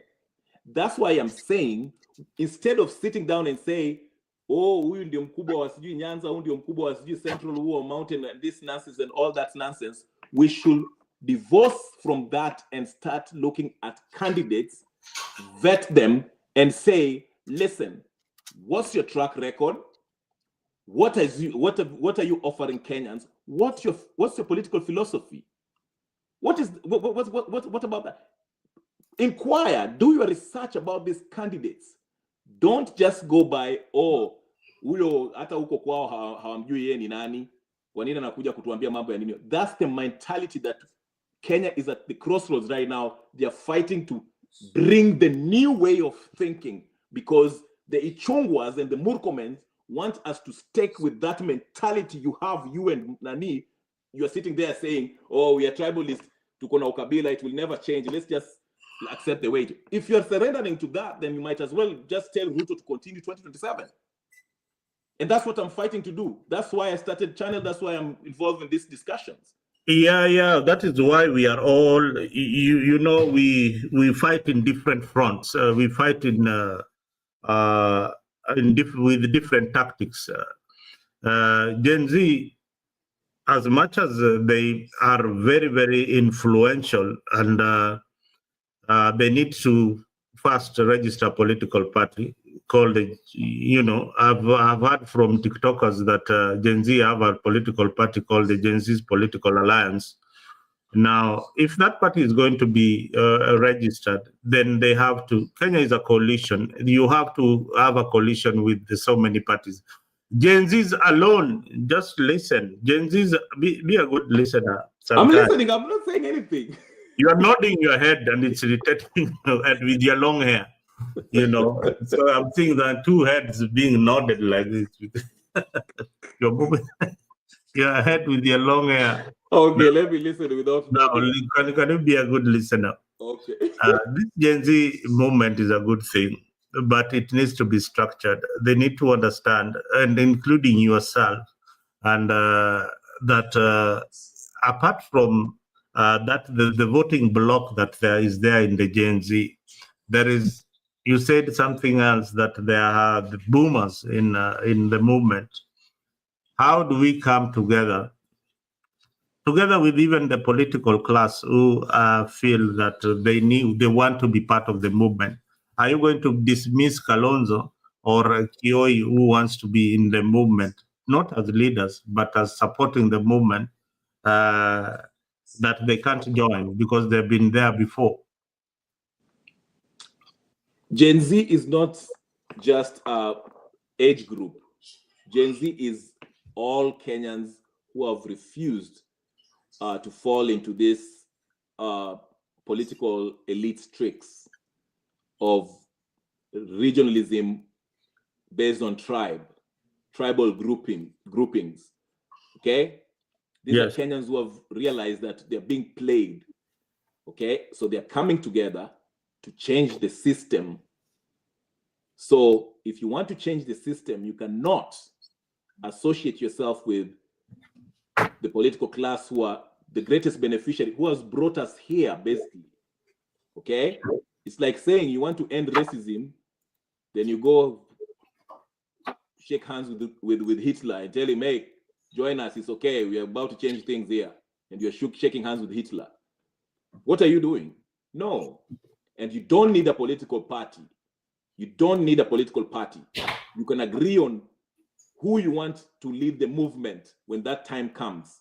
The most important thing is to galvanize as a people, Kenyan people, to come together and recognize that our problem is because of this irredeemably corrupt group we call political elites, the Kalonzos, the Kionis, the Railas, the Uhuru, the Musyokas, Martha Karuas, fight the system.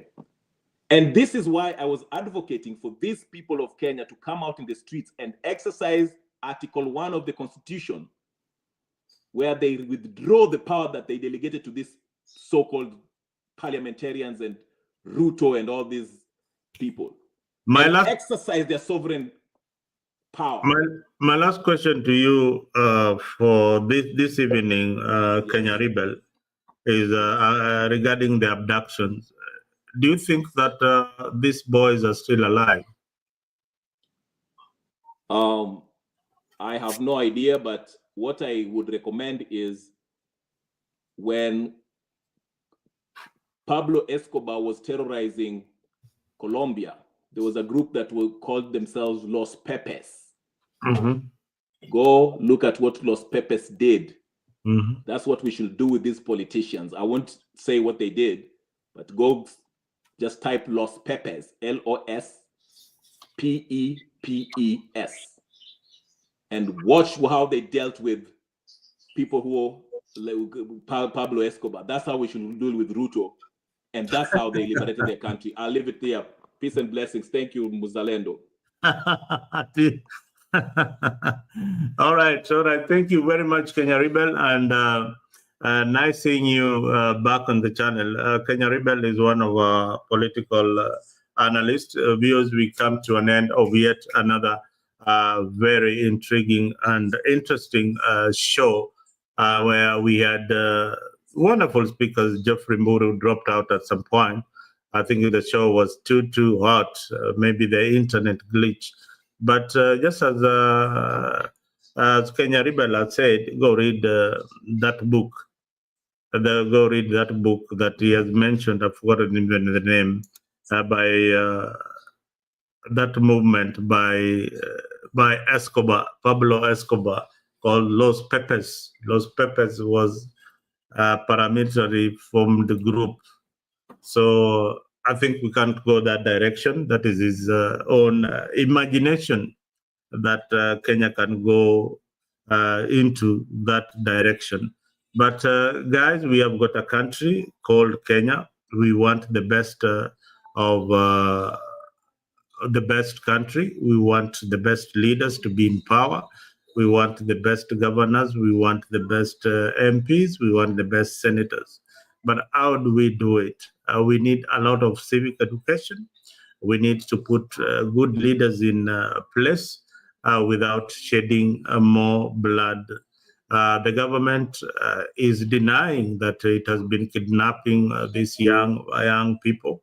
The police IG is also saying the same. So we citizens of Kenya, today, if you see these thugs abducting young people, then the best thing you should do is to react. Make sure that you save a life there, because these are just thugs, maybe looking for ransom, or I don't know the message that they want to pass around.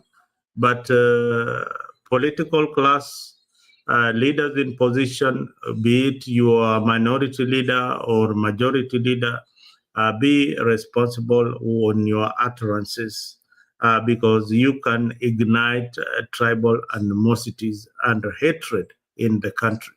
We have a country called Kenya. We have until 2027 to decide who is the best suited for the presidency.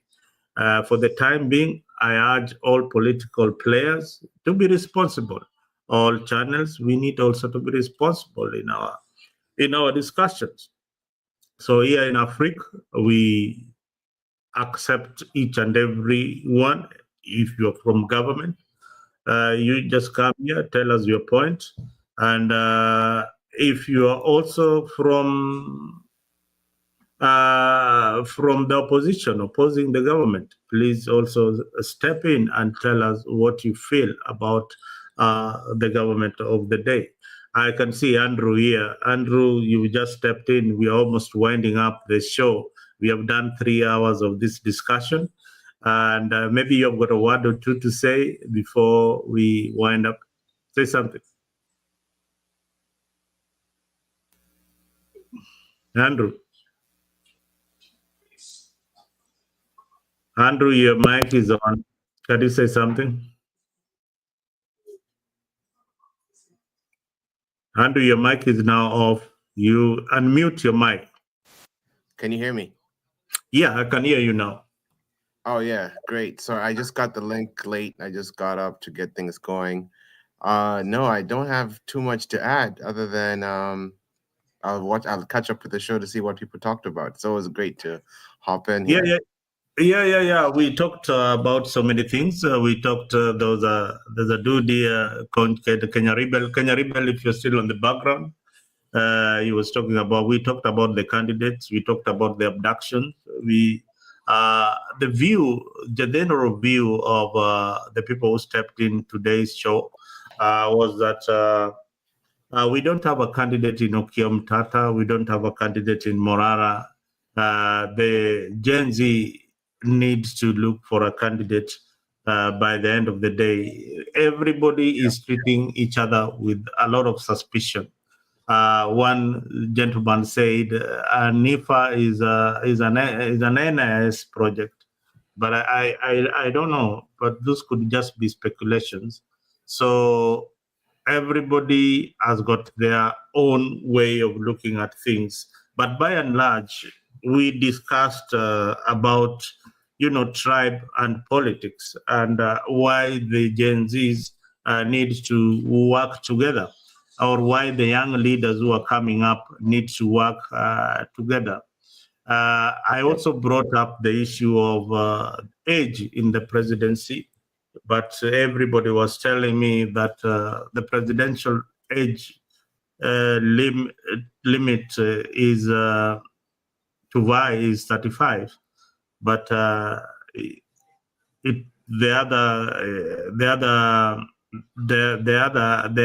is written in the constitution is it does not give a definite figure on when to exit the scene as a politician. When can you not vie? So that was left We saw that the other day too. But just to throw in my last part, just to conclude this conversation, regardless of who the candidate is, I think at the end of the day is how do we fix the system? And from the perspective I come from is transparency. We are in an age of AI and blockchain and automation and government systems and services, just like if you see how Elon Musk is trying to do with Department of Government Efficiency, is using AI to regulate human ineptness or the human, and taking out that opportunity for corruptness, so that if we have everything on a blockchain that's shown what each government official's promises were, shows how they've executed, and this can be done just by verifying on the ground or verifying with images or verifying with data. I think that's how we should also look at things. I see, yeah, Andrew, I think you come very much in handy. And if the government is listening, probably they need some of your services. You can give them, of course, at a fee. You can negotiate with them and tell them, you can automate all these services. Everything that you're doing, they can be somewhere people can just access them in one click of a button. Yeah. If you want to go to Rift Valley, see what the government projects are, it's just by a click of button. But this government does not listen. I hope they're listening to Afrique today. If they want somebody to work on that kind of automation in AI, there are people out there, because elections are getting sophisticated by the day. Yep. It is getting more of an internet-based kind of election. Every information is in the internet app. So even campaigns, the guy who will be winning the election at the end of the day will come from the internet. The internet will have done like 60% of his campaigns. Yep. So that is what the political class ought to know. So Andrew, thank you for jumping in, although we have done 3 hours. I hope next time you'll come early enough so that we can crunch some of the numbers we have in the Gen Z movement and how elections have been happening in Kenya and whether a new candidate stands a chance. Because one thing that is coming out clearly is that somebody who has not been in politics before will find it very, very difficult to beat William Ruto's government. Yeah. All right. All right. And thank you very much, and have a good evening and Happy New Year.